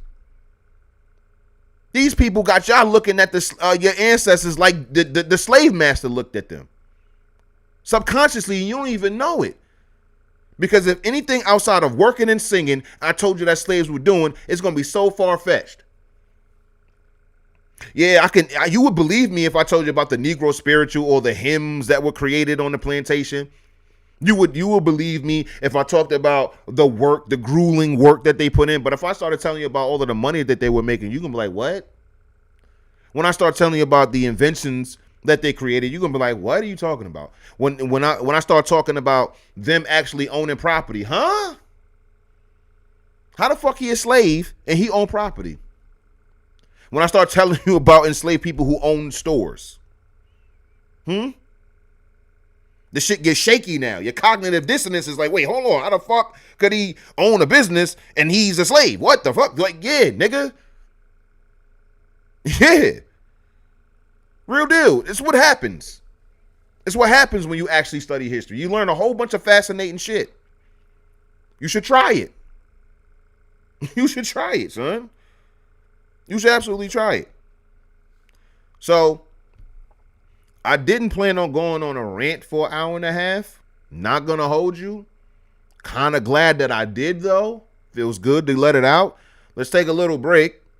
Make sure you guys are subscribing to all of the things, okay?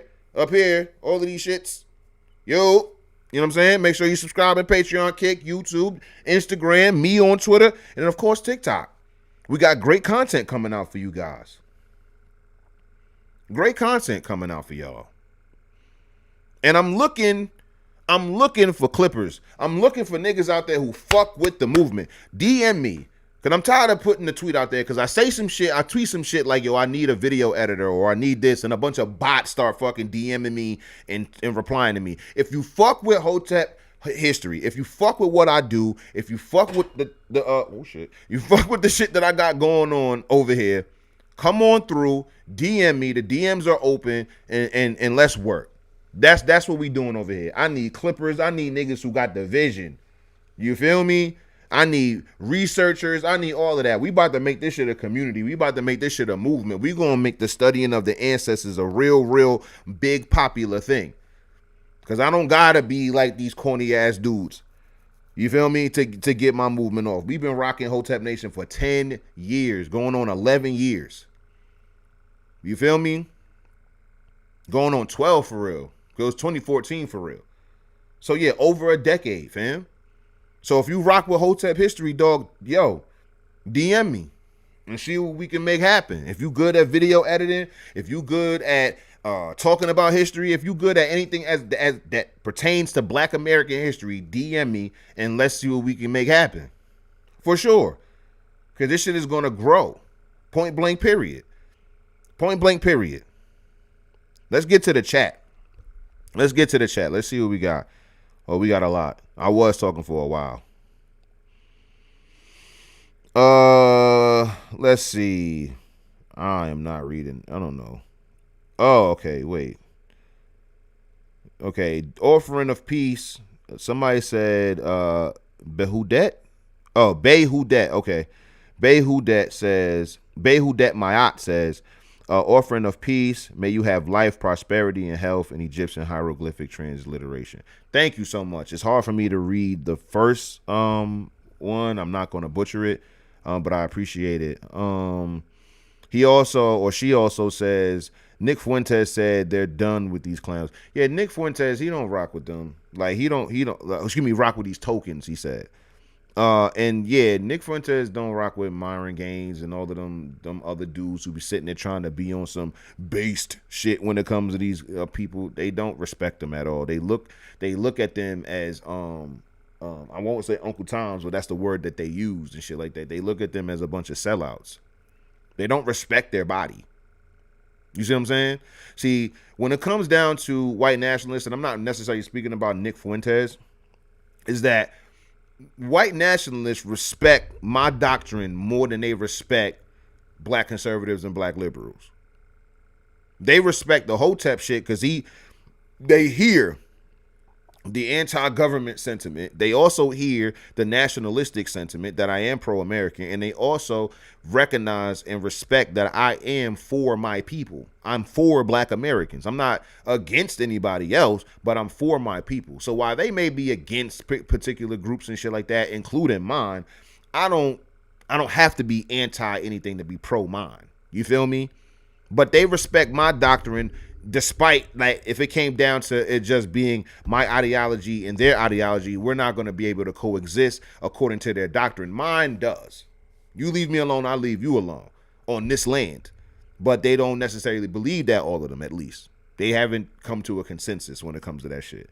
But but when it comes down to like, you know, the dudes who be trying to get points with those type of guys and trying to be on some like, yeah, nah, such and such wasn't even that bad of elite, though Hitler wasn't even that bad and all that other stuff. Those types of guys, dog, like they be on that type of time to be able to gain favor with these dudes. But these white nationalist dudes don't rock with them. Like if they're serious, yo, respect. But if they trying to just get in on the in crowd, why are you black or non-white period trying to get in on white nationalist spaces? Why are you as a non-white person trying to get in on white nationalist spaces? What type of clown are you? What type of clown? Like understanding again, them being on their radar based upon the stuff that you stand on, the principles that you stand on, that's one thing. But you trying to invite yourself to their cookout, you look like a fucking clown. Not only do you look like one, you are one. Trying to find fellowship, going out of your way to find fellowship with these people. You have no idea. You have no idea of strategy and tact at all. You don't even know how to break bread in that regard. Please stay away from that shit. You don't know what it means to sit across the table with a white nationalist. You don't. You don't leave that to and you know Hoteps, like people that's really like Hotep for real, and ex-cons. They know how to deal with them because they lived with them in prison. But all of you bums in the middle, stay away from it. Because you're going to have the far left people being, you know, clutching their pearls that a black person would even sit with these people and converse. And then you got people on the conservative right who are going to be too busy trying to impress the white nationalists and shit like that and be looking fucking foolish. So leave it to the people who actually know how to deal with this type of discourse. Because most times, more often than not, you guys are not equipped. As a matter of fact, a good example would be when the Nation of Islam and the neo-Nazis of the United States came together, had a meeting and shit like that. You know that famous picture of Malcolm X holding that money in his hand? That was money given to him by George Rockwell. George Rockwell was a neo-Nazi. I'm not mistaken. I think he was killed. But yeah. He was a like card carrying, like swastika wearing, you know what I'm saying, neo-Nazi. Like for real. And so that picture you see of Malcolm X, let me see. I'm sorry, y'all. I'm a real great typist. This shit is lagging.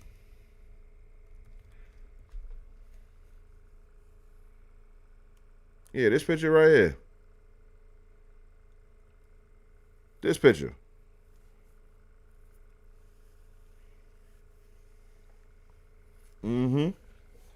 This picture right here of Malcolm X is him holding money given to him by a white nationalist, white neo-Nazi.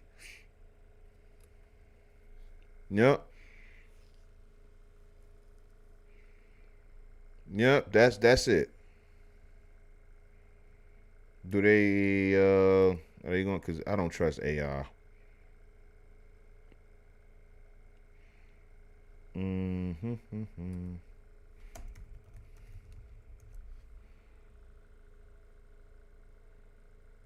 Yeah, George Lincoln Rockwell.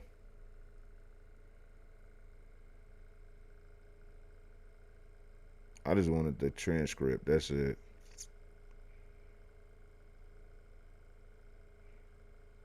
But yeah, he was like, yo, this money right here, is it? Hold on, let's see. I don't know if it was recorded. If it was, I mean, magnificent. We can see.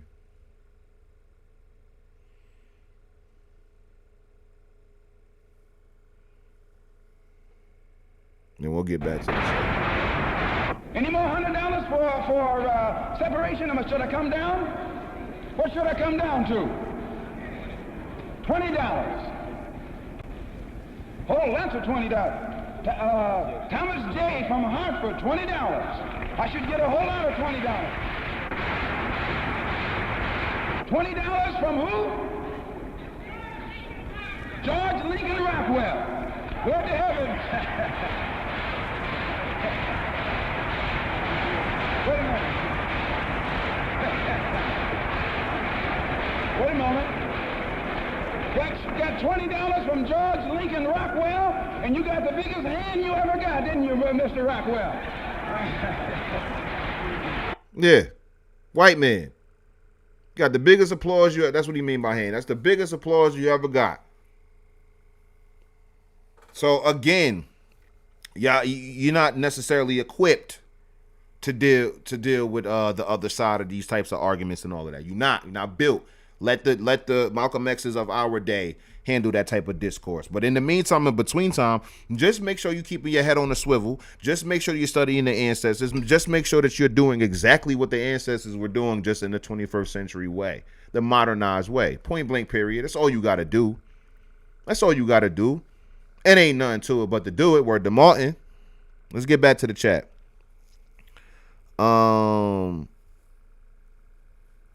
Lower your gaze, never that. I don't necessarily know what that means. Behudat Mahat says their color is not black like that of the Ethiopians. Their hair is lank and hanging down. Early European account variant translation used in collections of Columbus texts.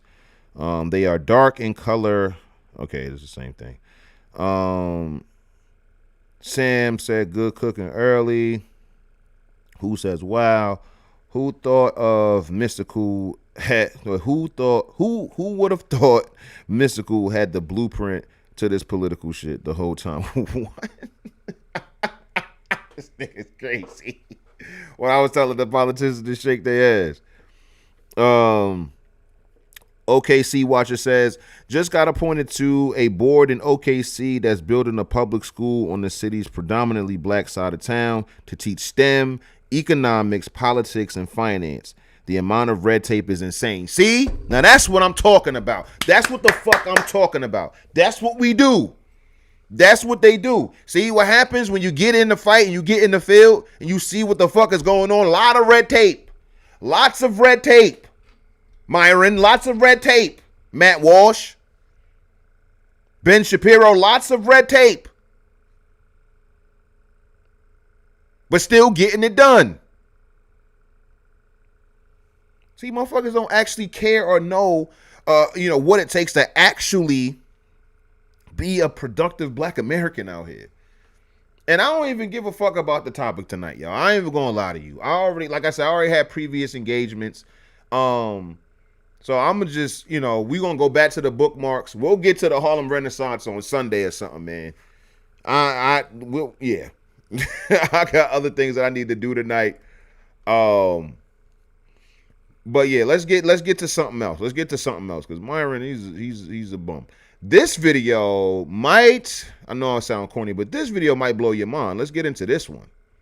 What the heck happened in 1971? Productivity and hourly wages always went up together, but then in 1971, something happened. Wages began to stagnate while productivity has continued to go up, and that's just the start. The price of a Campbell's soup can was 10 cents for the longest time, but since 1971, it has skyrocketed to now over $1.20 per can. And get this, before 1971, it took you around 2 years to save for a house, but now it takes 7. The top 1% of earners have continued to see their income grow since 1971, but the bottom 90% has not. And look how many countries have had a banking crisis since 1971. Since 1971, the US national debt has gone completely vertical. Same with healthcare costs. And oddly enough, we've had a massive growth of administrators while the amount of physicians has stayed flat. And just look how the American diet has changed since 1971. Less beef and potatoes and way more corn and chicken. This one's crazy. Look at the global production of vegetable oil since 1971. Obesity among young children was 5% in 1971, but now it's over 20%. Even the number of prisoners has skyrocketed since 1971.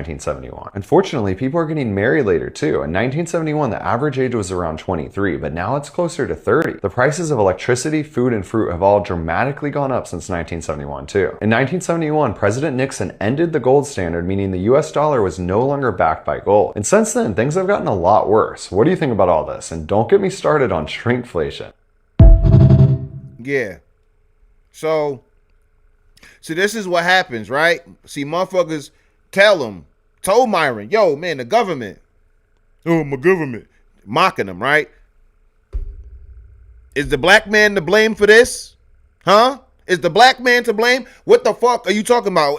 Like, again, These motherfuckers think that America exists in this fucking weird ass vacuum, and Americans are not even a part of it. The shit is, the government is not even a part of it. This shit is fucking insane. This is from 1971, son. All black American advancement, right? That we was talking about, all that advancement that black Americans were in. Yeah, was it second best or second class in many ways? For sure. But listen, lemonade, my niggas. Lemonade, my niggas. You already know how the ancestors give up. You give them niggas lemons, they gonna make a lemonade stand. They gonna grow lemon trees. That's what the ancestors do. We don't even gotta worry about that. So even if it wasn't on par with what white Americans have, because the general sense of American advancement was happening, black Americans are gonna make it happen. Period. Don't even worry about it. We got it. Okay? Just stay out of our way. That's really what we wanted. We wanted even less government, right? Back then. Even less government. So after 1971, you start to see all of this fuck shit going on in society. Not black America, society. Everybody's fucked up. Everybody getting married later. Everybody having less kids. Everybody making less money. You know, lesser money. Everybody's going through all of this shit. The entire country. Now, whether or not it's because of the gold standard, I understand like that's a big touching point and shit like that. I'm not huge or keen on it, so I'm not going to speak on the gold standard, because I know people who look at the gold standard as getting off the gold standard as a positive, to be honest. So I know that inherently when you hear getting off the gold standard, it automatically is looked at as a negative thing, and I'm sure there are viable arguments for it. But like I said, I don't know enough about it to give my opinion on it. But what I do know is how to read stats and how to read charts. And all of those charts, starting from the 1970s to today, shit has been getting exponentially worse for Americans in general. In general. And while I won't make any excuses for the crime rates and shit like that, when we're talking about black Americans being able to hold themselves as a whole, hold themselves accountable, economically, politically, socially, culturally, etc., etc. Yeah, we're going to have, if we're already knowing that they're not getting on par treatment as far as from society and being able to have access to particular things. And I'm not even bitching or complaining about that shit. I'm just letting the facts be known what it is. And then after that, we have legislation during these same decades that are keeping black Americans in a spiral of poverty, death, and destruction. That's from the government. Legislation, federal government. Say the war on poverty, then the war on drugs. Back to back.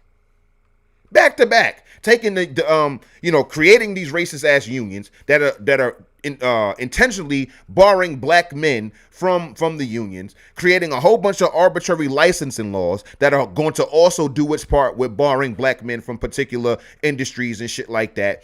Doing all of these different things while then also incentivizing the women who are now, fending largely for their family because of the economic disparity inside their household. You're doing all of this motherfucking work, and then the government says, hey, you, black woman, we can actually ease some of this burden if you kick that nigga out of your house, or if you separate, or if after you separate it, we'll come in and be able to supplement that income. There are so many different layers, again, involved when it comes to this shit that I think a lot of people just like to have a simple answer to it and being like, oh, white supremacy, or oh, black laziness. No, it's more nuanced than both of those fucking answers. It's more nuanced than that. But we're not going to sit here and act like that didn't happen to America. Not black Americans only, not white Americans only, but America since 1971. Those stats, those charts are real.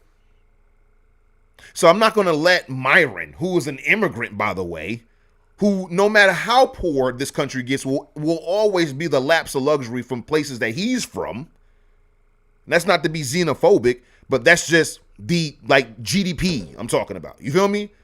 I'm talking about just like bare tax, bro. I'm sorry. No, I'm not. I'm a proud American. My country's fucking lit. That's why your people came here. That's why your people came here. I make no apologies for my country being fucking lit.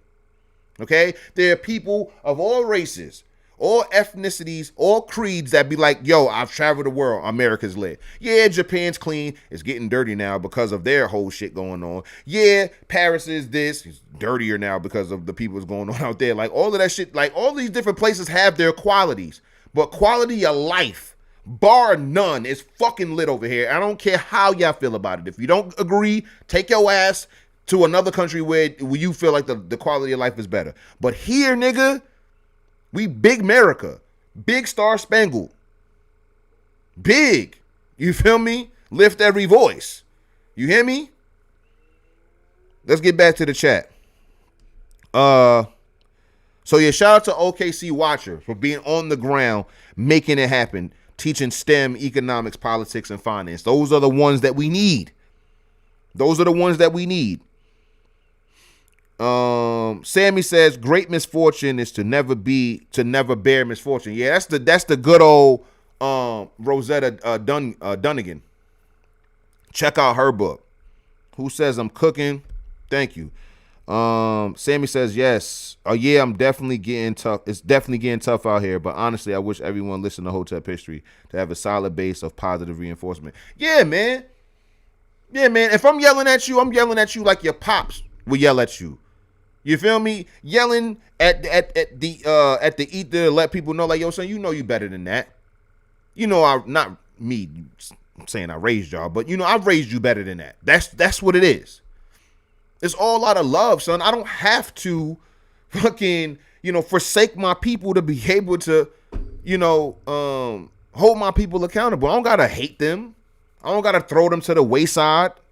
Fuck all of that. Fuck all of that. I'm not that pressed for friends. I'm not that pressed for recognition. What we got next? The 9-to-5 system is dying. The 9-to-5 is a dying system, rather. Let's get into it. Let's see what he has to say. Oh, let me click this instead.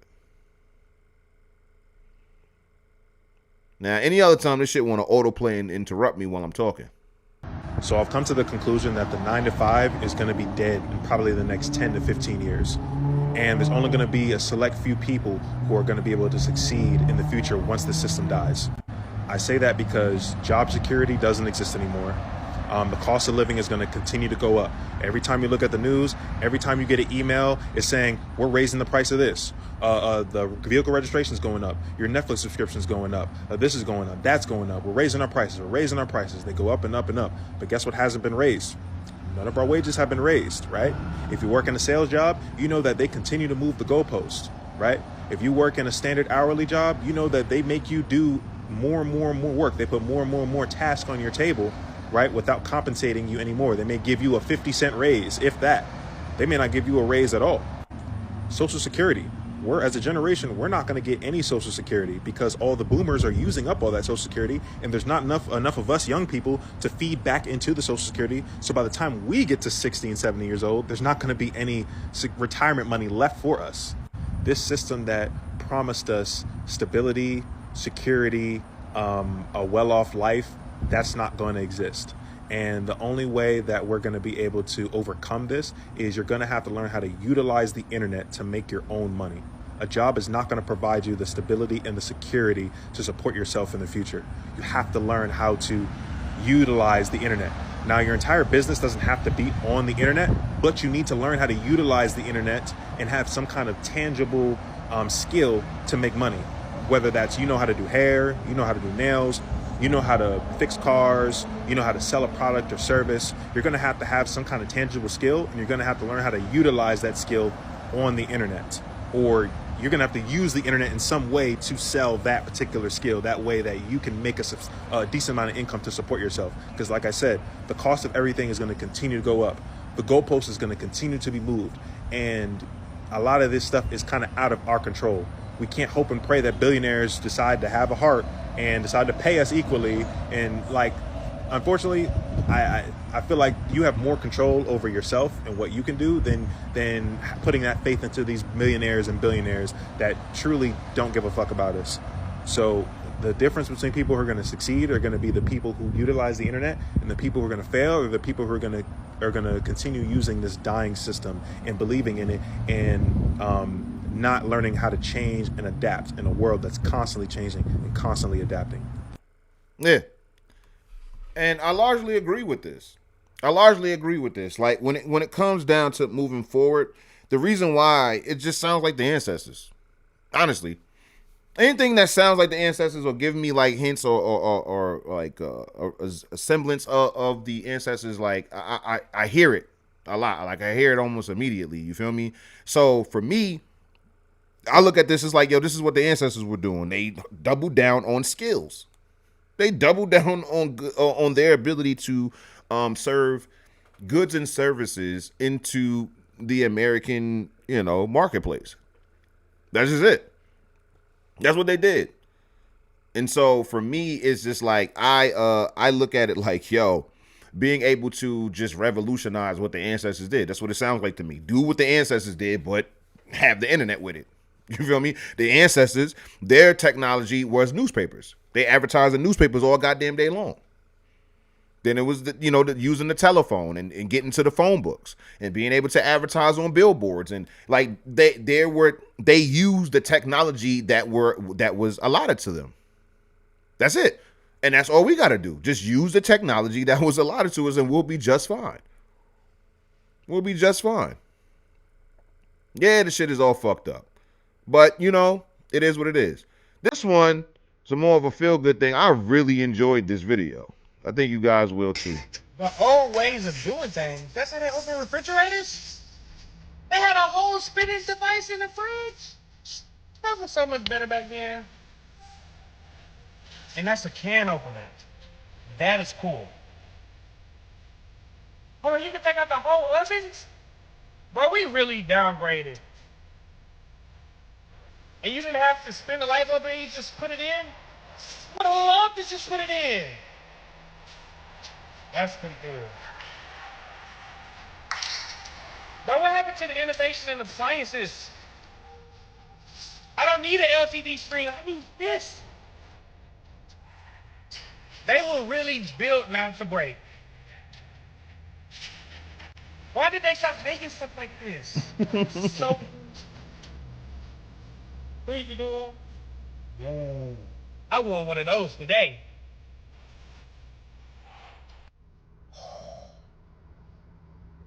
That was crazy. Yeah, man. It was a time. I ain't gonna lie to y'all. It was a time. Like Black America, America, American innovation was super fire. That's why I was talking about as far as that run from 1865 to 1965. You get all of these different, technological advances and all of that. Like this is exactly what I'm talking about. And being able to adopt it. We were looking at the covering of the most popular housewife contest, and we were learning about Miss Ethel Williams. You already know nobody was about to talk about Miss. I am the only. I can confidently say that before I tweeted that, I was the only person talking about a Mrs. Ethel Williams in Jackson, Mississippi, in 1955 or 54 or whatever year that was. Like, we really be uncovering some shit. But anyway, when it came down to Mrs. Ethel Williams, who was the first person to put her bid in to be voted most popular housewife, they did a profile on her, and they were basically talking about how she had the best kitchen. Like, her kitchen was state of the art. She had all of the best appliances and all this other shit. Like, Black Americans was really getting to it. Really getting to it. And I want y'all to understand that. I want y'all to walk around with the type of pride, you know what I'm saying? And look at that. Now this nigga Rashad gonna say we better today. Gotta keep it a bean. Now, what apples for apples, because of the technology, I would say no. If we're going apples for apples, if we're doing apples to oranges, which is the oranges would be LED screens and motherfucking like a bunch of like you could fucking tweet from your fridge and shit like that. Like, it's better today. But if we're talking about like the way, like the revolutionizing the functionality of these things, I'm not seeing it. I'm not seeing it all the way. I see today our technological advances is more so cosmetic and not utilitarian. It's not about functionality. It's about cosmetic and how it looks. So while you have the stainless steel fridge and shit like that, with the fucking touchscreen and the 3 different ice makers and shit like that, you feel me? That's all I'm saying. But I'm unless I'm just so poor that I'm not seeing like these state of the art fridges. Let's see.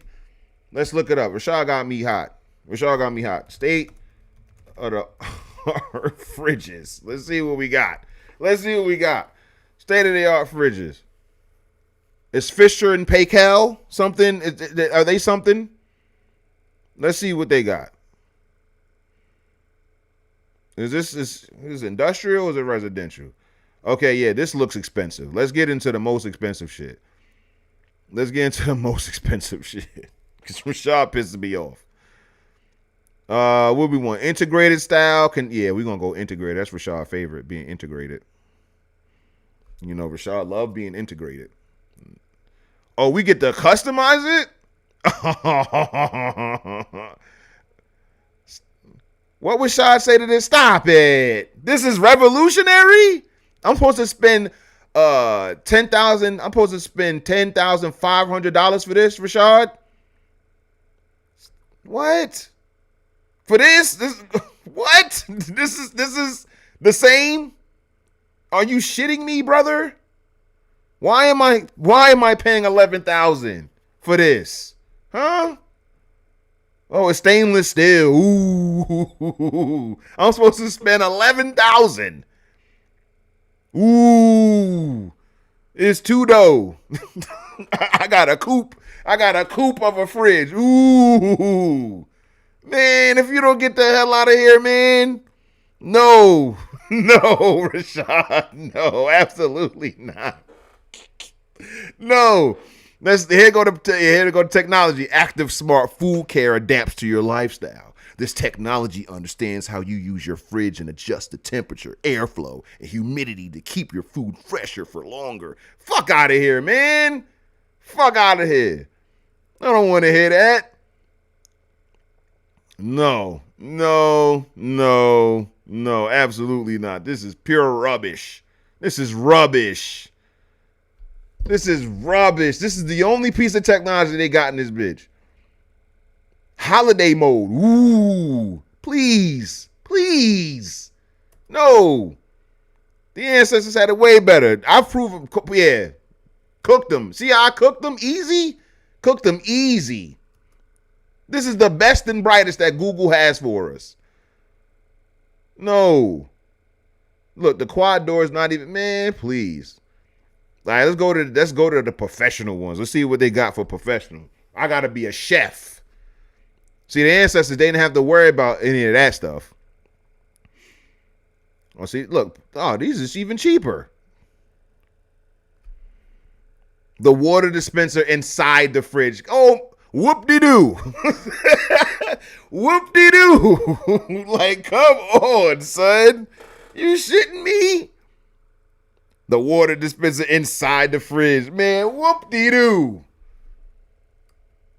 Please, this is terrible. And these are supposed to be some high-end. This is some shit Ish would brag about. Please. So integrated was the most expensive. Please. Give him another shot. I can't believe I'm doing this shit with Rashad right now. We gonna go let's go. Hold on. Let's go luxury. Again, we adding a lot of caveats. Oh, look what we got here.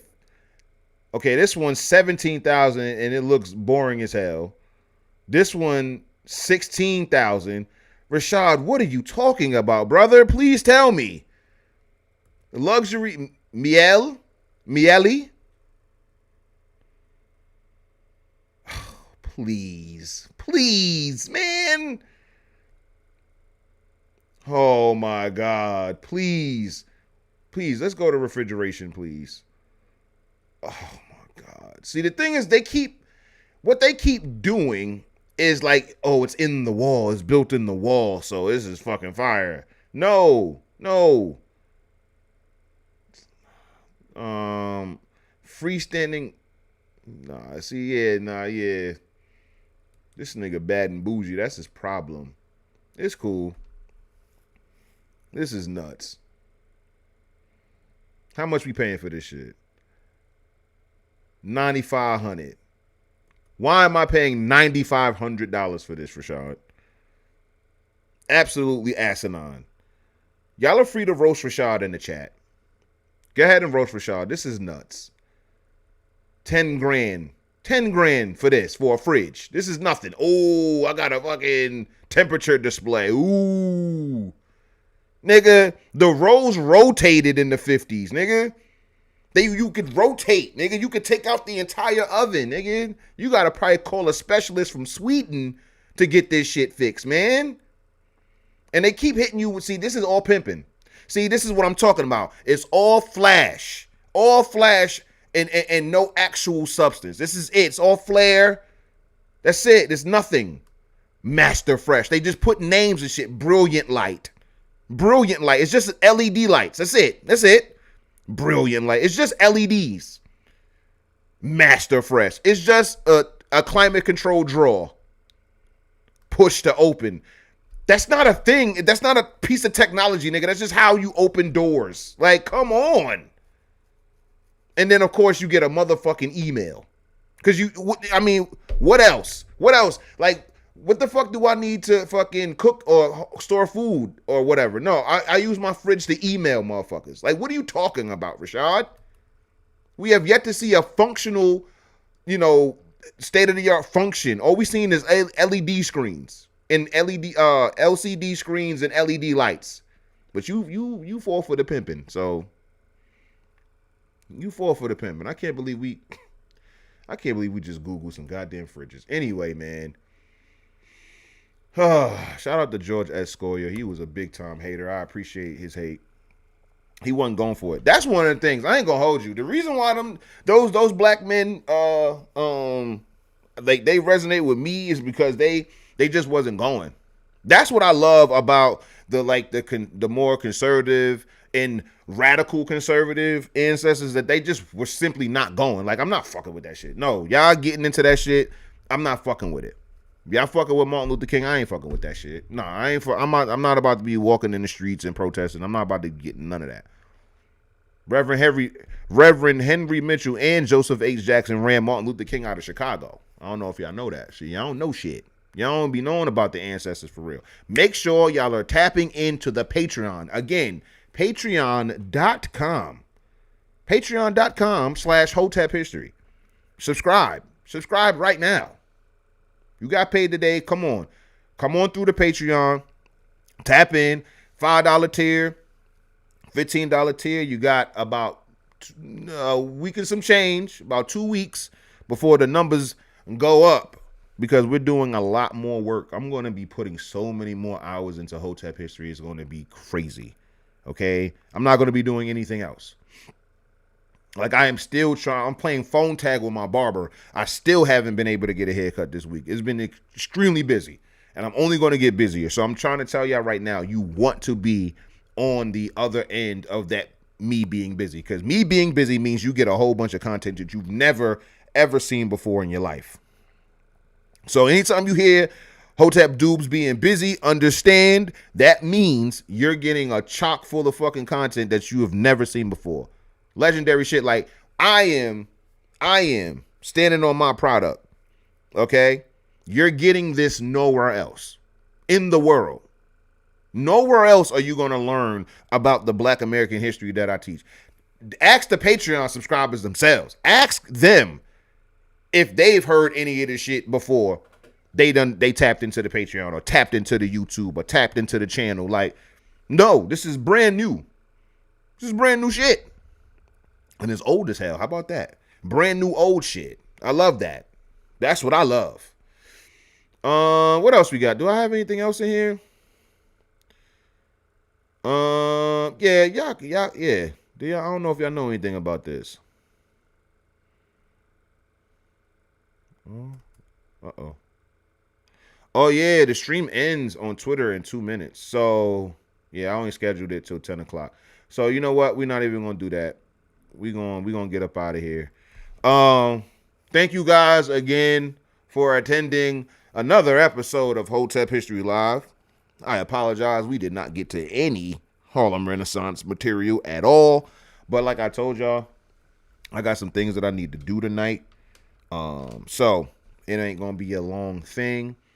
You dig me? Thank you guys for coming on out though, man. This is the type of shit that we do every day pretty much, but definitely on Mondays, Wednesdays, and Fridays, 8 p.m. Monday, Wednesday, and Friday at 8 p.m. Hotep History Live with your host, President Hotep Dubes. We will be here every week. Okay, rain, sunny, or snow, it does not matter. We will be here. Okay, tomorrow, Hotep History Podcast, 12 o'clock p.m. Hotep Dubes with my brother Hotep Mac. Make sure you're there. Twitter, you're about to lose the stream. But YouTube, you'll be able to hear this until I end it. Sorry, Twitter. I didn't plan to go past 10 o'clock on Twitter or at all. But it's all good. Thank you guys again for tapping in. As always, you can't have the future without the present, and you can't have the present without the past. And we don't study history to live in the past, but to order our steps in the present so we can positively affect our future. Thank you guys again. I know it was a short one, but go ahead. I feel like a teacher letting you guys out of class early. Go ahead, enjoy your weekend. We'll be back here tomorrow at 12 p.m. to talk some more. And then I have something, ready for the Patreon subscribers for Sunday. We're gonna do something. I'm gonna make sure I do something with y'all. I don't have nothing planned just yet, but even if I just go on my phone and go live or something like that with y'all on Sunday, y'all will see me on Sunday. You know what I'm saying? Thank you guys again. Man. Y'all had me fired up. I went on a good rant. Shout out to everybody in the chat. My man Rashad, he came through and bombarded, bogarted the chat. Shout out to my boy Rashad, man. Oh, yeah, you're going to see me on the podcast, okay? My man has a podcast, Things of That Nature podcast. My brother Rashad, the sister Kenya, great podcast. I'm out here, I'm on a slow campaign. I'm on this probationary period with his platform and shit. We're going to see if Hotep becomes a mainstay or not. But even if I'm not, it doesn't even matter. It's all love to Rashad, all the success in the world. My brother, he got it. So shout out to Rashad. Shout out to Cliff. Shout out to Sammy. Shout out to OKC Watcher for sure. I don't know if you follow me on Twitter, OKC Watcher, but go ahead and follow me because I would love to talk to you further about what you got going on out there in Oklahoma. Shout out to Who. Shout out to the Bay Who Det Mahat. Thank you so much for coming through. Okay. Ket, thank you for coming through. All right. Thank you guys. Thank you, Crystal, for coming through. We're going to keep it going. And I'm going to have a special treat for you guys on Sunday. So make sure you're subscribing to the Patreon. But in the meantime, in between time, people, what the hell happened? It went to full screen. Thank you guys for tapping in. I will see you guys again soon. You guys have a You guys have a great night. And I'll see you guys at another time. And as always, Hotep and Bill.